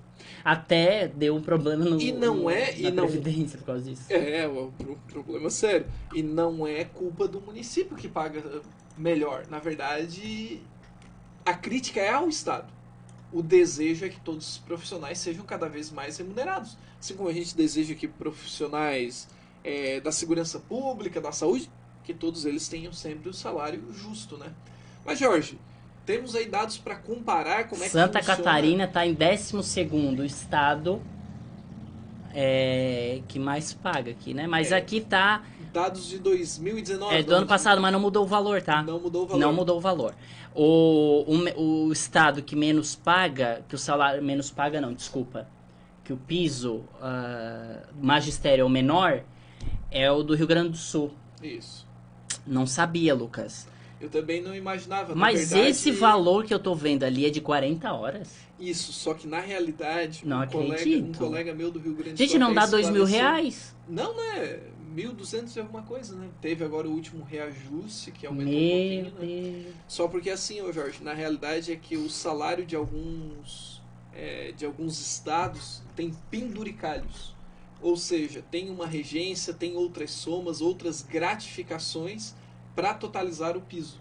Mas a gente sabe que o mais importante ainda continua sendo o piso, né, Lucas? Sim, é o salário base. Porque é em cima daquilo que vai ser calculado o resto. Com certeza, o salário base, no caso de alguns estados como Minas Gerais, do Pará, do Acre, do Rio Grande do Sul, o Rio de Janeiro também, é muito preocupante. O piso do MEC é 2.455, isso ano passado, né? Aí, Agora aumentou por causa do 12%. Uhum. Mas tem estados que o piso é menor que o do MEC. Isso é justamente Por o que eu exemplo, tava- Pernambuco, Alagoas, Rio de Janeiro. Gente, como um professor vive com R$2.500 no Rio de Janeiro?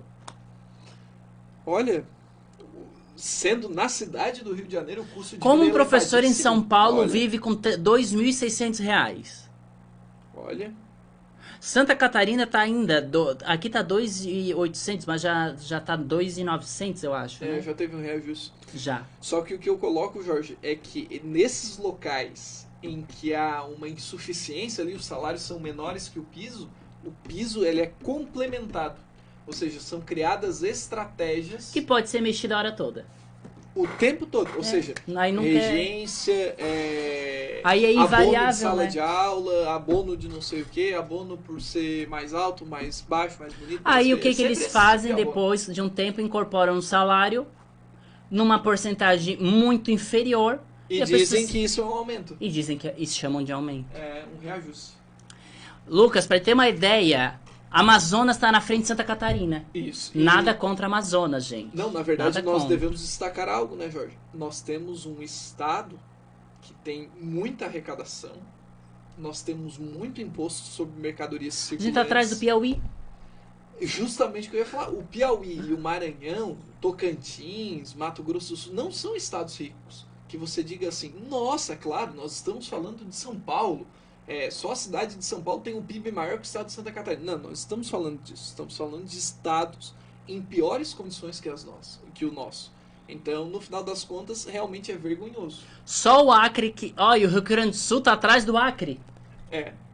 E olha que nós estamos falando de alguns estados com muitas dificuldades Rio Grande do Sul não é orçamentárias. um estado que ele é pobre, não. Mas é um estado quebrado, né, Jorge? Lembra dos últimos episódios de Mais divisão que o de Acre? salário? Olha, Deve ser, porque o piso é menor. eu creio que sim. Lucas, As e é uma contas- diferença do As piso contas no Acre me parecem muito mais organizadas do que as contas do Rio Grande do Sul pro Não, Acre. Nada contra o Acre, pelo amor de Deus. Daqui a pouco vão dizer assim que eu tô sendo contra o...